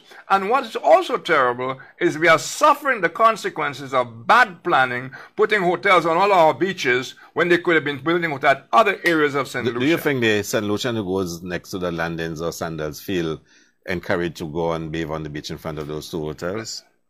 I'll answer that in a minute. Go ahead, caller. Rick, this would have been a good evening to invite me into your program, you know. Who is this? It would have been a very good time. Who are you? Because the performance that Mr. Hilaire is demonstrating this evening is a justification of the point I was making last evening. Oh, that was you who were the troublemaker last night. You see, the traditional politicians and the disrespect and disregard. All right. Be as much as the people of St. Lucia may be unhappy with the current government.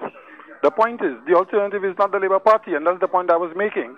For the simple reason, there is no attempt for them to change anything, and all we have is the same bunch of people doing the same thing. They've offered nothing different. Absolutely nothing different. Can I answer? Let Mr. Hilaire answer that. But listen to this. At least you accept that the people want the government to change. At least you accept Caller, that. can you turn your TV down? Yeah, she turned that down. Caller, right down, kill that cat. Good, that's good. So at least he starts off by saying that he accepts that the people... I didn't say that. But you implied it. You implied I didn't imply that. You implied it. That the people and he goes on to say... What's the implication? I didn't hear. No, that the people are dissatisfied with the government. But he went on to say, but for the people, the That's option... not what he said, you know. But what did he say? I didn't say that. Because where... I said something along those in as much... Oh, in as much... No, that's what he said. Yeah, in as In much... as much as that you are promoting that the people of St. Lucia want a change, I am saying the Labour Party as presently constituted is not what the people of St. Lucia should be moving to. Okay, stop there. You're saying in as much as we are promoting that the people are dissatisfied with the government, you don't think that Labour Party is the best alternative. The only way in which you can conceive that Labour Party being an alternative is to accept some validity that the government could be changed. But let's move on. The Labour Party has not put forward... I didn't get that either. No. You misinterpreting. You twisting things around. Hold on. That one should be clarified. Yeah, but we'll deal with that. In the same sense... What has the Labour Party offered? What What has the Labour Party offered as an alternative program that you believe you can judge it and say that it has nothing new in it? The Labour Party departed from government 2 years ago. During that time, there has been no change in the profile of personalities from the Labour Party presenting themselves to the people of St. Lucia. Their policies haven't changed. The utterances have not changed. Why would you be the alternative? It's a revolving door, and this is what has cheated St. Lucia. Caller, hold it a minute. Let me say this. Turn it down. That is why I started the program the way I started it. It is a fact. What the guy is saying there is true. There is nothing that what the Labour Party in essence. Please.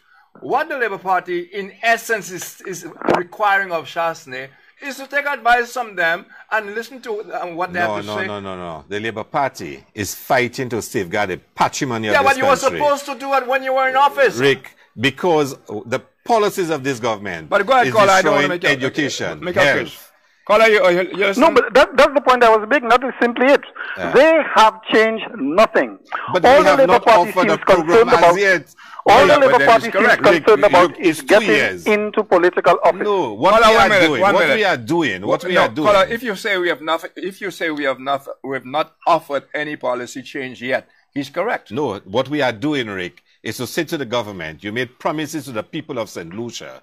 And all that has happened since you came into power is that it has gotten worse. So you want to pressure the government to deliver on its promises? One, to deliver on its promises, but also to reverse course on some matters which are detrimental to this country. In your view? Well, in our view, yes. But things have got worse. Go ahead. Yeah. So you're saying it has not gotten worse? Who is to say that without what is happening, it would not have been worse than it is now? So has healthcare gotten worse? Don't forget, Mr. Hilaire. The government came into office on the back of a budget that was not funded. Come on. You want us to talk about... And these are not my comments. Stop, caller. The deficit in this budget... I am not talking about the deficit. I am talking the budget you passed, in the last budget you passed. It was not funded. There was no funds to pay a lot of the stuff you all have inside there. What you talking about? Caller, stop there. Caller.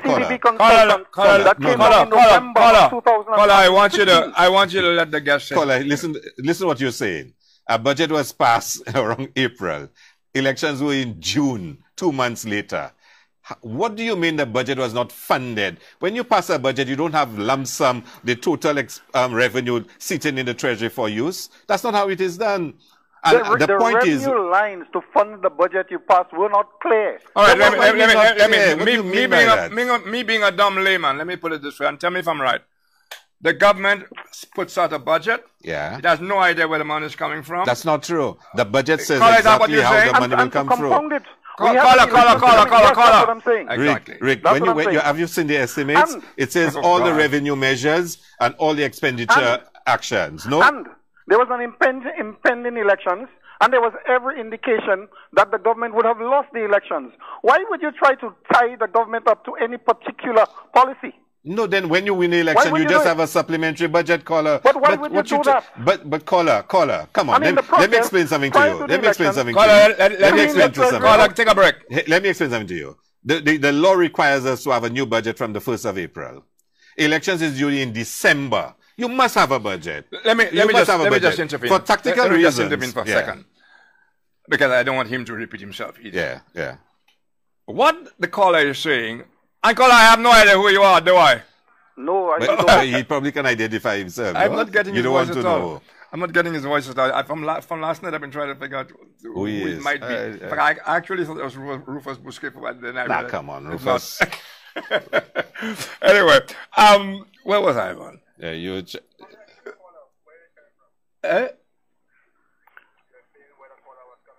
Yeah, you're trying to explain. Yeah, where the caller was coming from was that, look, I've heard all this kind of stuff one way or another, either during the last campaign or when you lost. I've heard all that stuff before, and you're behaving exactly as you behave when you get in opposition. Two years after the government gets in office, you're ready to come out of purgatory to lead again.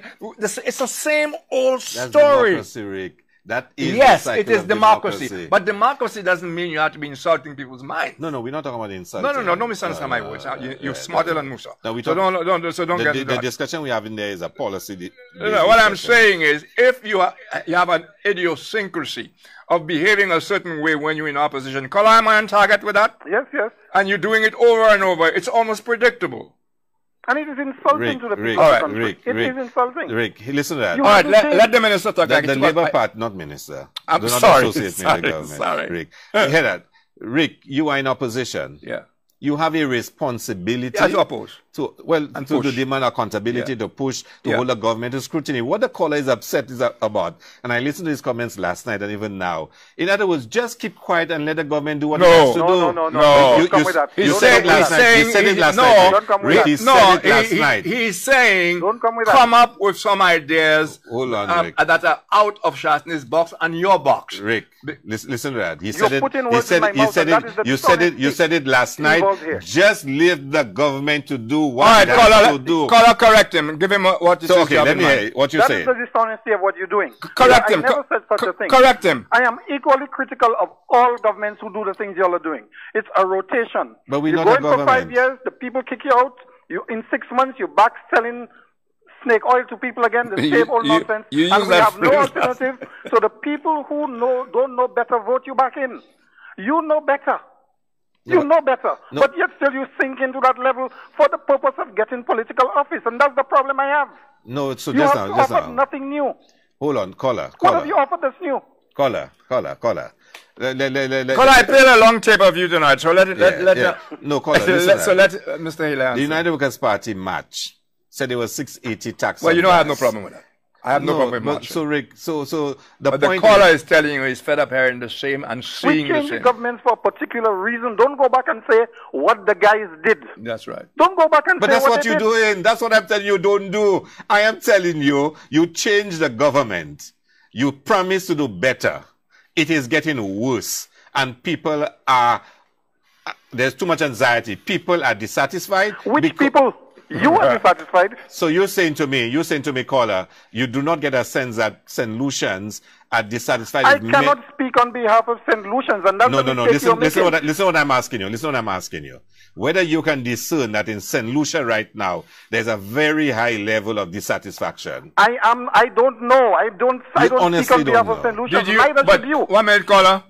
Did you have that ability to discern dissatisfaction among the people during the last term in office?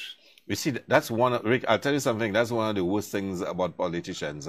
You believe your own reality. No, it's true. Yeah. It's true. It's true. You believe Fair your own enough, reality, fair enough, Rick. fair enough. And that's exactly Fair what's enough. happening now, Rick. Fair enough. And it's something you have to... All right, caller, I think we had enough for you. All right, Rick, thank you. Thank you. Yeah. No, it's true. Yeah. You believe your own reality. Yeah. You believe your own spin. Talk to me. Hello. Yes. Good afternoon. Request. Good You afternoon. put me for your program for how many years? What's I that? don't listen to you. But because Hilaire is there, I'm listening. Uh, I listened to the last caller.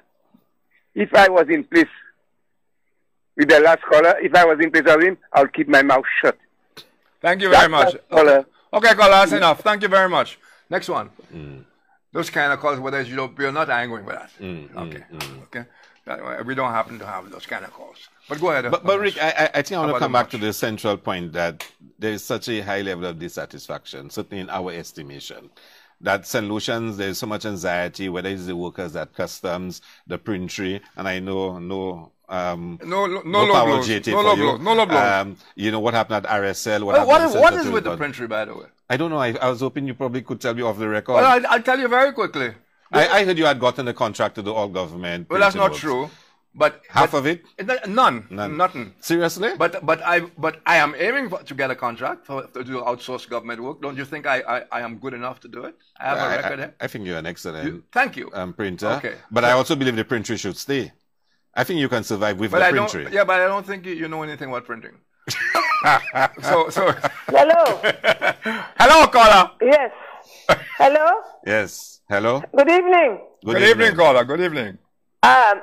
Believe me, I haven't seen that man on the telly for a little while now. What man? But this Mr. Gentleman with the red jacket. No, he's Dr. Hilaire. Where are we now? Beg your pardon? To whom am I talking there now? Rick Wayne. This is Rick Wayne in the brown jacket. Yes, I know. You know. But I want to speak to Mr. Hilaire. Well, he's there. Go ahead, talk to him. Yes. Mr. Hilaire. Yes. Good evening. Good evening. That's not him. He's not answering. I can see him not answering. I said good evening. Good evening. But he's not answering me. I can see him over there. He's not answering. Caller, what's wrong here? You want me to cut you off? The gentleman has answered you 4 times. Okay. But what happens? I have not seen that man on the telly once in a good humor. Well, in a good humor? Yes. Oh, no. He's always arguing. No. Argument is about Shafi. Caller, please. Ernest and I have the hardest arguments, and we always have a laugh, and so I'm going to defend him on that. Okay? And if he's knocking Chasney, I expect him to knock Chasney. He's a member of the opposition and Chasney. So let's hear your point. Oh, good. Thank you. Yeah. I don't tolerate this kind of crap. Well, I mean, she entitled. So I was making. You're not entitled to be stupid, Ernest. Come on. I know I'm not a politician. You can't say that. The level of dissatisfaction in this country, and we haven't even spoken about education yet. Have you heard the Prime Minister's latest pronouncements on education and Safa Louis? It's frightening. It's frightening. What is the pronouncement? The Prime Minister... We have a caller. Talk to me. Okay. The Prime Minister starts off by saying that Safa Louis Community College should be, almost suggesting they should be happy that government is so generous towards them to give $15 million for the maintenance of Safa Louis. And he goes on to explain that Safa Louis should be self-sufficient. Why did you underscore generous?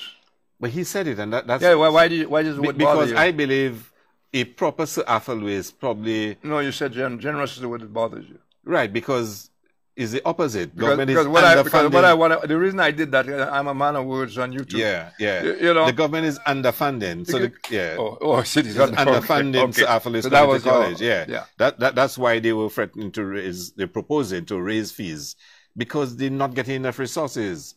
The Prime Minister goes on. And that's one I know about. And that is why, again, I started the show the way I did. And that gentleman there, I am kind of empathetic, because he's looking to hear something new. You really believe that, Rick? No, come on. Well, I hope he is. I am. Well, I am, okay? Yeah, I don't think he was. I really am. I had about 8 articles in the Star, written pseudonymously by somebody at the school, about molding, the money, all the problems that you're hearing now were published in the Star in the time of the previous government. Okay, fine. Now, I'm again, glad I you am say not that. blaming. No. I'm saying you're going right down the road I want you to go. It continues. So rather than the Prime Minister saying that the Labour Party had underfunded Sir Arthur Lewis, and he's making a commitment to advance the cause of ensuring that every single St. Lucian child have a right to education, and tertiary education at that, he goes the complete reverse. Complete reverse. And Rick, in the 1980s, and you go back to your star of newspaper 1980s, and you would see... When you used to read it. Yeah, when I used to read it. But that was also the time when I started off as a student leader. Go ahead. You understand? If a number of very distinguished persons now... No. You're right. I used to... if I didn't get my star, I wouldn't be happy. And we fought for those rights for universal secondary education. Oh, we know that. We can take the call. Right. We know all about that. Go ahead, caller. Yes, good evening, Rick. Hi. And good evening to your caller, Dr. Hilaire. Yes, good evening. Yes, Rick, I'm a little amazed and I'm a little bewildered here tonight because earlier during the program, Dr. Hilaire's response to healthcare, and he said that healthcare in St. Lucia is worse. And I'm trying to wrap my head around that, Rick. Rick, how could it be worse when the OKEU is open and moving towards full services by the end of this year?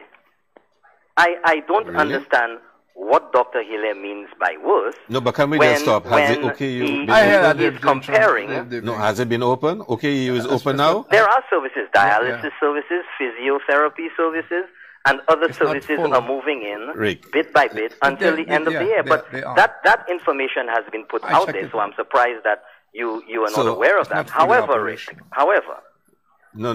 Hold on. Caller, you said that OKEU is open. Yeah.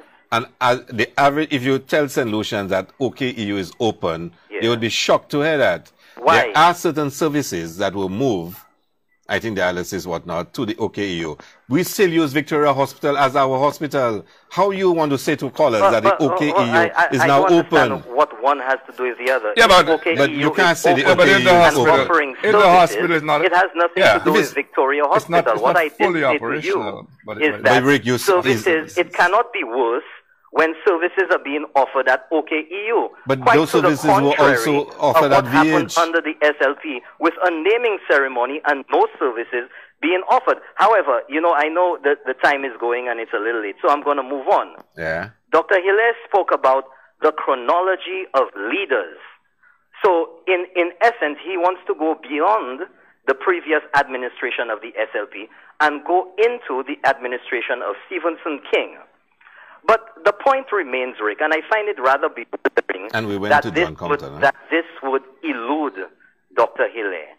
That when you take over, whether it's from a past government, whether it is on a shift working at a restaurant, you take responsibilities for what has been handed over to you. And particularly, the St. Lucia Labour Party campaigned and chastised the previous government and said that they would do better.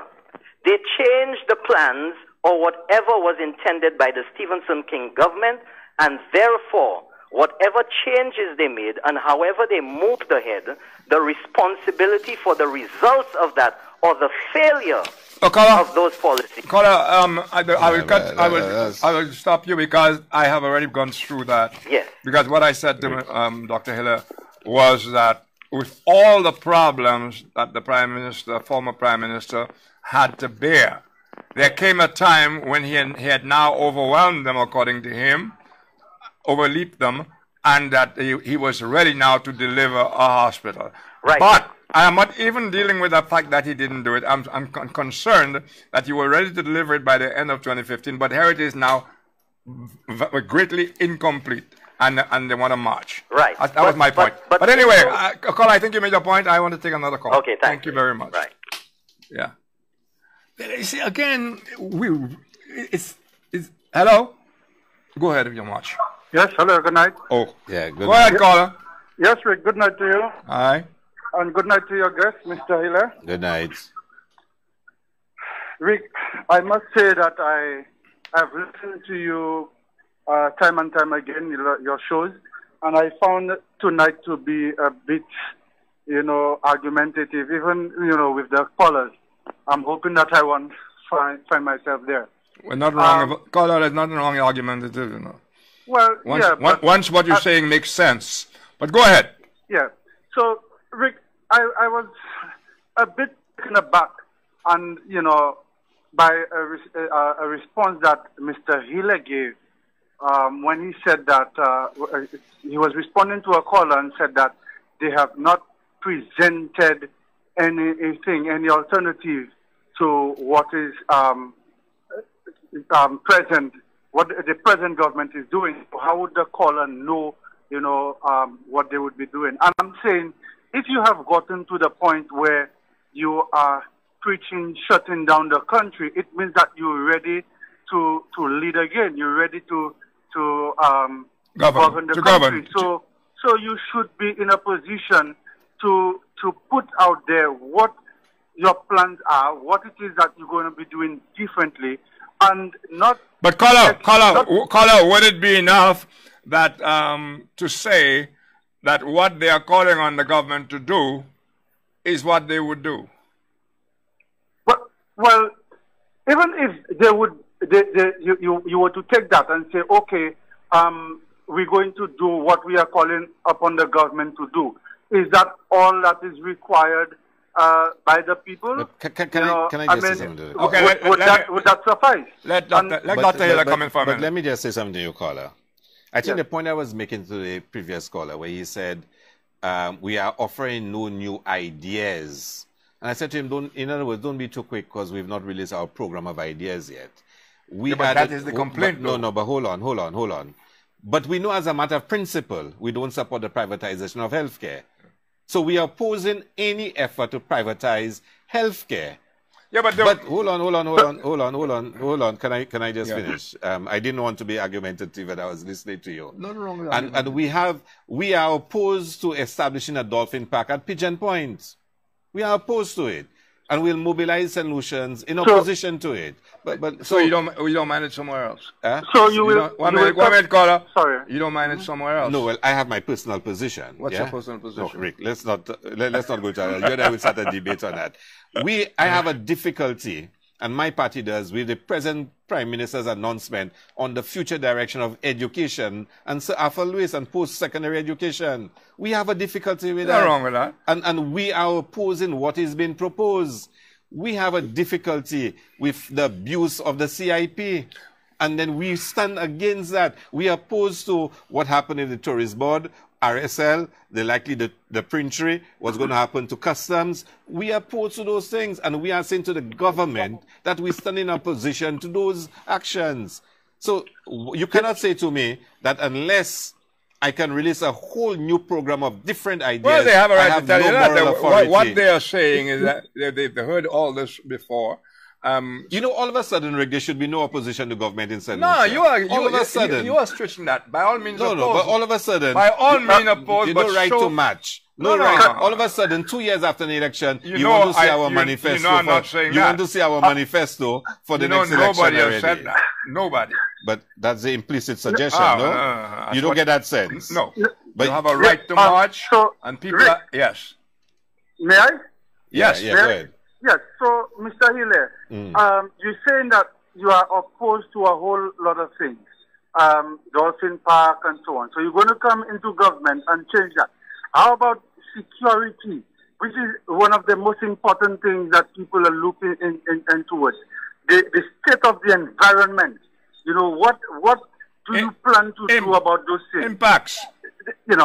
Impacts and all of those things. Have you read the monies that the country is losing to bad management and everything else. By the way, caller, before I forget, let me just say, before I forget, you realize that St. Lucia, the Financial Times has put out a report, I think, the Financial Times, that St. Lucia is 5th among the Caribbean, in other words, last among the Caribbean islands.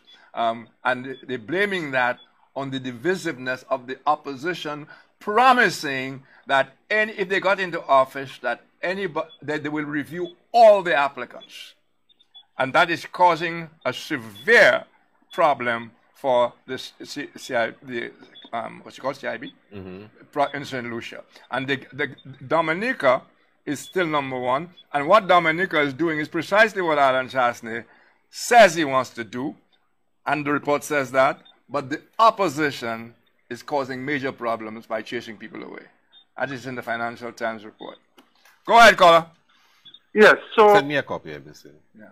So, all of those things, Mr. Hilaire, and the sad thing about it is that we have heard before that there are things that you would oppose in opposition, and then in government it becomes the same. The same thing that you oppose is what you implement. So, beg your pardon? VAT. You know, VAT is just one of them. But, you know, a lot of the policies that you probably... The 680 on the fuel, yeah? I'm beginning to think, you know, that either, you know, politics is causing supposedly good people to become dishonest, or too many dishonest people are going into politics. Well, honestly, Carla, I have long said, not all, huh? But the vast majority of people who go into politics have nothing going for them, that they're just able to win a vote, and one guy goes around corralling them. They win an election. They have nothing to offer intellectually. They have no track. They have no track record. They did no social work. People don't even know them until they're introduced on the platforms. But I have long said that. Rick, you know what makes it difficult? The point that you just made. You know what makes it difficult for people to really digest it? Because these people come with all sorts of degrees, you know, and people look at them as being educated.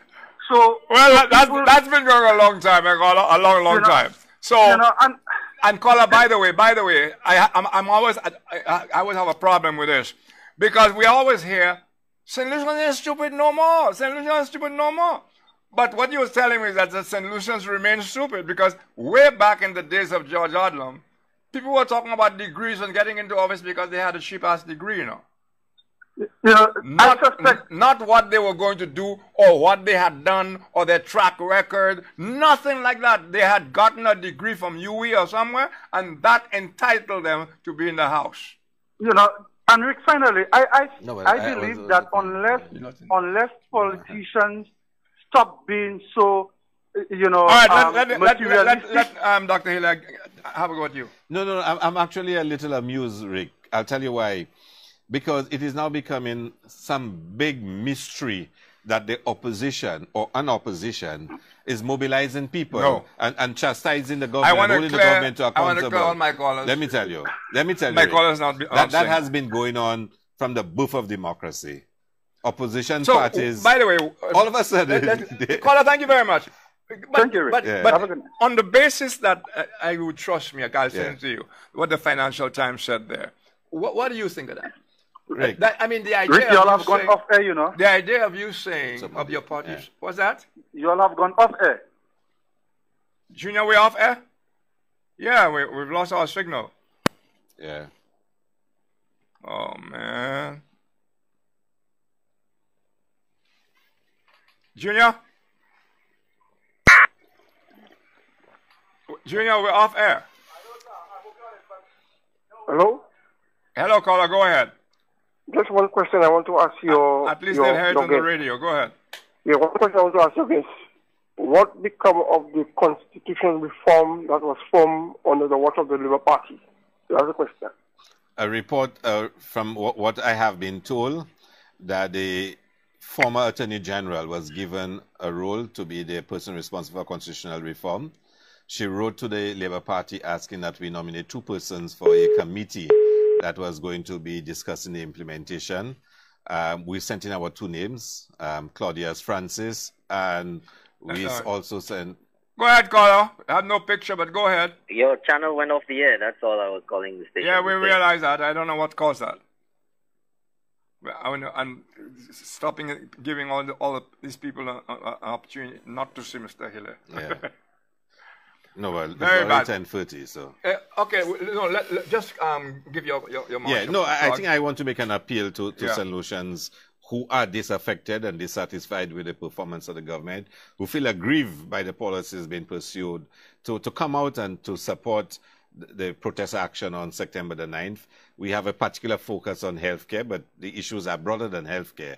It has to deal with the CIP, with education, numerous issues in St. Lucia that affect the people of St. Lucia. And then I want to call on all St. Lucians to come out and to support the national protest action on September the 9th. Just before I let you go, we're back on, yeah. I don't think you think I'd be blatantly lying to you about the Financial Times. No. I was going to answer you on it. In any event, you already did say it. No, I was going to answer you on it. Okay, so don't you think that will have Hello? a negative effect? Caller, Hello? Yeah? Hello? Go ahead, caller. Good evening, Rick. Yeah? Good evening to your guests. Good evening. Rick, you know something?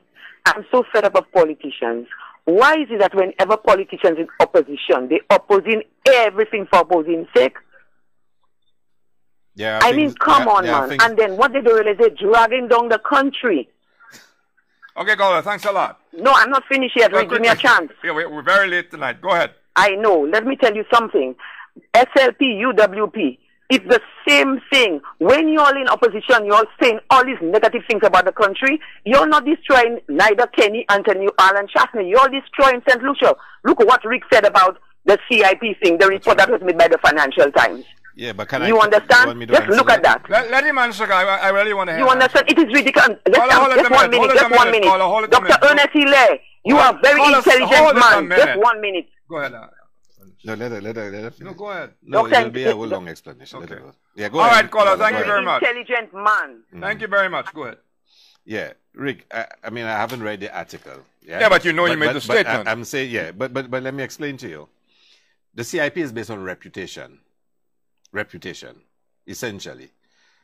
The persons applying to be citizen have to feel comfortable that whichever country they're seeking second citizenship from can secure them that ease of travel or the right now they don't feel comfortable because they figure you would come and throw them out. But Rick, you can't just. No, but that's not, they can't be bothered with that. They go to some place where they don't have that.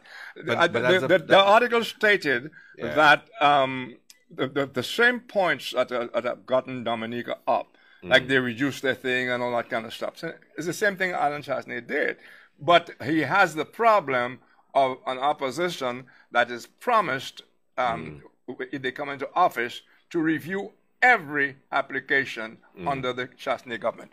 Go ahead, talk to me. Good evening, Rick. Go ahead, caller. Hi, good evening. Rick, I guess you all made a mistake. We do not have any beaches that belongs to us in St. Lucia presently. We don't have what? We don't have no beach. None of the beaches don't belong to us in St. Lucia. Who do they belong to? Presently, Rick. Who do they belong to? To Jack Greenberg. All right, caller. Thanks a lot.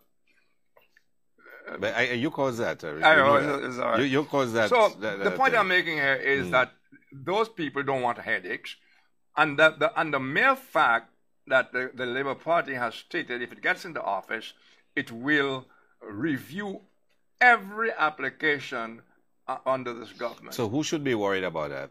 Not people that may have come in for the back door? Or persons who would not have gone for the process? No, they wouldn't worry about that. They just go to a safer place. They don't have to have any problems at all. No. They don't want to have any political problems. So they could be clean or whatever it is. It's plain and simple. They'll go to a place where that's not required. Rick, the Prime Minister of Grenada just announced, as chairman of, I think, of OECS, that they're going to do a review of all the CIP programs to make sure that all of them are following the proper due diligence process. That's no different to what we said. In fact, you see what he said? You see what he said was what we said. Oh, no, I don't think. But I'm just telling you, what he said. I don't think it's quite the same thing. Why is it not the same? No. The Prime Minister gave details of what he's going to do. Go ahead, talk to me, caller. Hello, good night, Rick. Hi. Hilaire. Yeah, good night. Very good. Calix said. Oh, Calix! Yeah. I just want to respond to a few things. There's so many things to talk about that is virtually impossible in a short period of time to deal with them. But I just want to respond to my good friend, Mr. Myers, my very good friend. Mr. Myers? The caller, yeah, Frank Myers. He called a while ago, some time ago. And that was Mr. I agree with him that SLP created Chastney, but I won't go into details now, okay? Yeah. There's no reason why he shouldn't exist, but because of deficiencies on the part of our party, Chastney is in existence. But I also want to tell Mr. Myers that he's not balancing the situation by saying that the SLP did nothing, because the SLP did a particular spectacular job in social engineering of St. Lucia. And by that I mean aspects in the physical buildings and so on to house places like the police stations in terms of security. If you look at the way in which the police were treated in the past, they were treated very, very badly over a long period of time, and SLP did a very good job in making it better for security in terms of the police. The other piece of social engineering was the question of borderlay. Whether you like it or not, that was a very, very expensive thing and so on. So the way in which the SLP did her job has to be taken into account, is different from the previous government. The other one, a very big piece of social engineering, which Hilaire was deeply involved in, is the stadium at Beauséjour. That was a fantastic bit of social engineering, and it was brought out when all the people came in to see the various matches and so on. But I don't want to go into that. So what I'm saying is that there are areas which are different, which the SLP did, which was not done previously. Now, I want to know about the funding for the budget, which was also mentioned. A budget is just an estimate, right? And for a long time, the biggest trickster, as far as no funding was concerned, if you look back, is Sir John Compton when it comes to budgeting. Oh yes. It was a big fake that he had in terms of saying that you have to put things and having sinking fund and so on. These things never existed. The fox. So it was just a fake thing, right? Now the other thing which I want to talk about is Sir Arthur Lewis Community College, which you all have not touched, but which Hilaire wanted to put in, but you all haven't given him much time to do it. The most ridiculous thing is to talk about $15 million for Sir Arthur Lewis. I mean, anybody who has gone to a university or has had contact with higher education would know that $15 million is a drop in the bucket for an institution like Sir Arthur Lewis Community College. And to talk about not paying the rent, the college not paying the rent and so on, is all bull crap as far as I'm concerned. But we don't have time to go into that.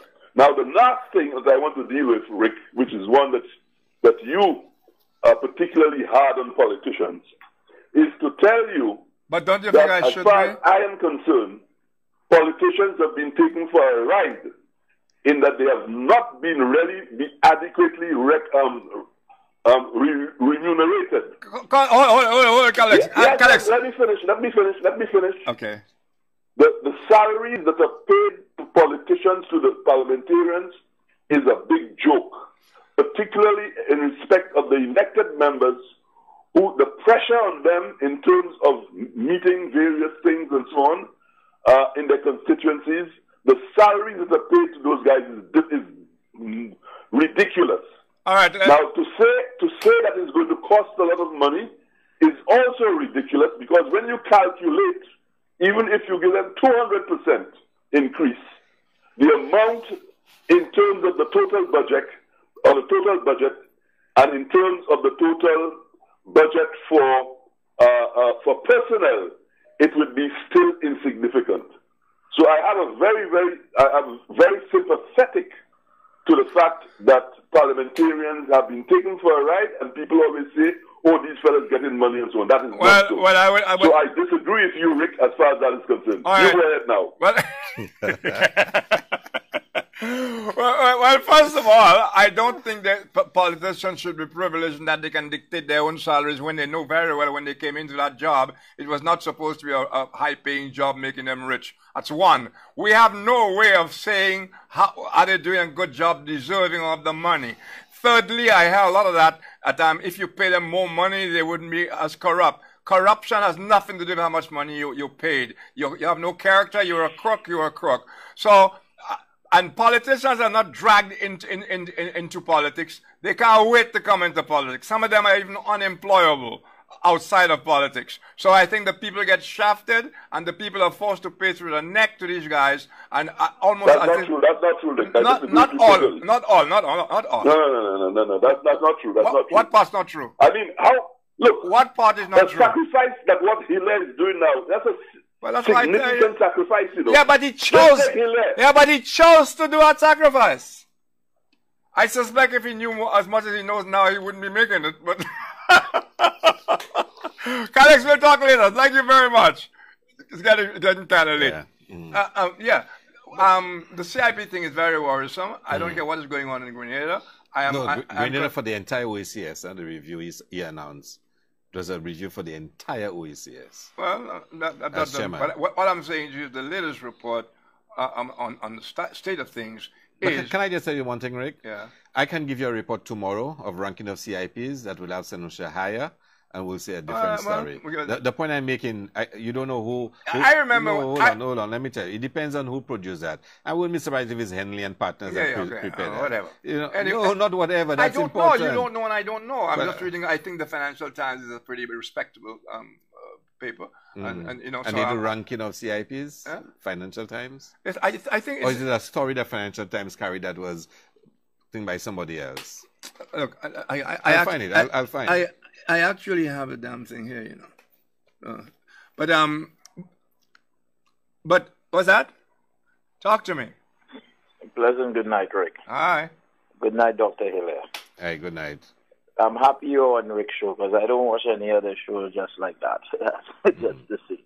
And at the end of the day, it says a lot about you as an individual because to get onto Rick's show, you know... And it's not the first time. It's not the first time. That is correct. So I give him kudos for that, especially in this boiling period, if we want to call it that. But a few callers ago, probably I wasn't sure it was the first caller, who made mention of the spinning of the parties, meaning one time it's yellow, one time it's red, one time it's red, one time it's yellow. And to the sense and feel that there's not much change. If you sit back, relax, and look at it from a distance, coming closer, it feels that way. The sad thing about it is that we may not want to deal with it as a reality, but that is the feeling on the ground. When St. Lucians get fed up, they go to the next party. When they get fed up, they go to the next party. If they feel good about it, you get 2 terms. After that, you're gone again because things not getting to where they would like to see it be. Well, you just described a very dumb people to me there. No, it's not dumb. That's democracy, Rick. That's how people do it. Democracy He's absolutely right. Caller, I think you'd agree with me that democracy does not excuse stupid activity. No, but it's not only St. Lucia. He's describing what happens in democratic society. Well, yeah, but what happened if Trump is the same thing, you know? So you call it democracy stupid. You know, I like what. Oh Lord. Rick, listen. And caller, here's the best part. Here's the best part. We are the same guys. It's not as if we got some new guys instead. Like when Kenny Anthony was coming in, man, that was a new guy. But that's what happened with Chastney to a certain extent. No, he was around before. Chastney didn't even last a year. Yeah, he was around before. But Chastney didn't last a year as Prime Minister before he started to become so unpopular. Probably to a certain extent. But Rick, the point I'm trying to make here is that I believe that there's a need for a new something. I cannot say what it is. It will not work out in 5 years. You're right. It may take 10 years. But there's a need for... By the way, do I know that voice? Yes, Rick. You know the voice. You Okay, may not go have ahead. Should it be a dictatorship we have now? Yeah, go ahead. Do we need a dictatorship, a revolution? What's that? A dictatorship, a revolution.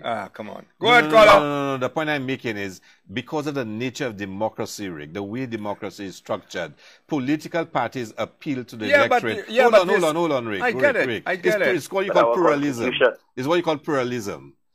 Political parties appeal to the electorate. They make promises, they provide their agenda, their program, and they try to entice voters. Let me just say this. Scott, here's my problem. We have the same bunch of guys coming up for elections every time. We know. Look at the slate from the Labour Party in the last election. What's that? How many new candidates did the Labour Party have? I have no idea. You're saying it's the same slate. It's not the same slate. It's But not the same slate. let me add to this. Let me add to this, Rick, and Dr. Hilaire. When you, the feel is the same because the voicing is the same. Exactly. You're not getting who was new so much in your party, Mr. Hilaire, apart from yourself, who everybody knew was aligned to the party already. Yeah, but brother, you see what I'm saying? Whether it was as an ambassador, whether it was as a X or Y or Z, it's still the aligned to the party. Right, because you follow if it's ideology, if it is a party program. Look at what's understandable. So people are aligned. You would not expect me with my social democratic tendencies and beliefs to join a United Workers' Party.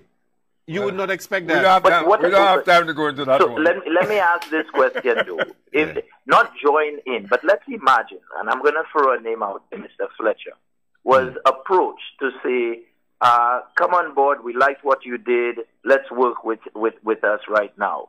If you were in such a position to say that an offer came across from the party that's now in power, knowing your alignment with the opposition, would you step forward?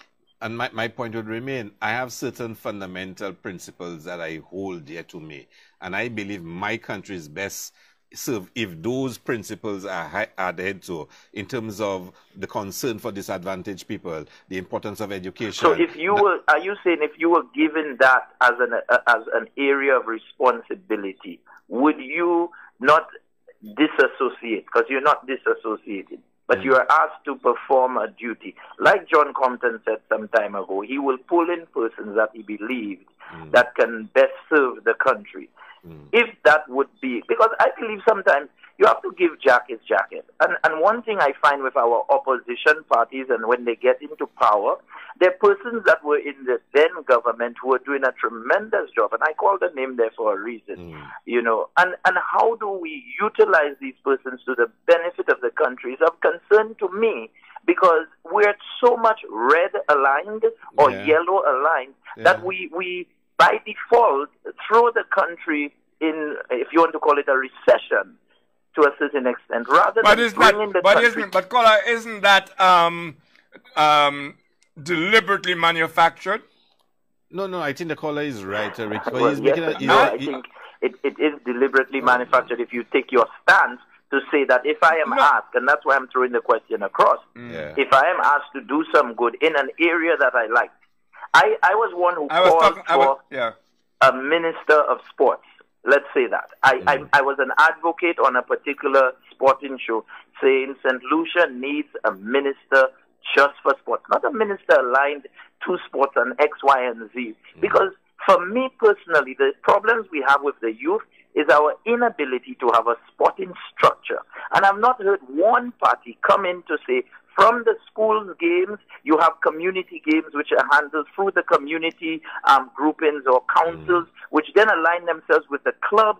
So there's continuity in sport. You see sports at school, when you go home, you're on the street. Let me just add a little point on that. It is so bad that it's rare to hear a minister of government or a politician expounding on the value of sport, both in terms of health, fitness, discipline. They don't even talk about that. It's a health thing as well, and both of you. They don't even talk about it. Past PS and as a sports icon like yourself, and Ernest is a sports guy too.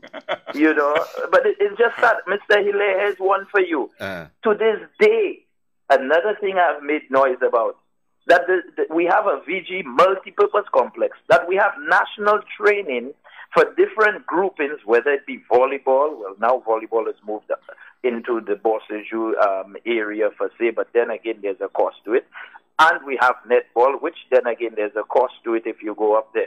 But yet still, the VG sporting complex cannot be an area that is covered for sports to flourish continuously.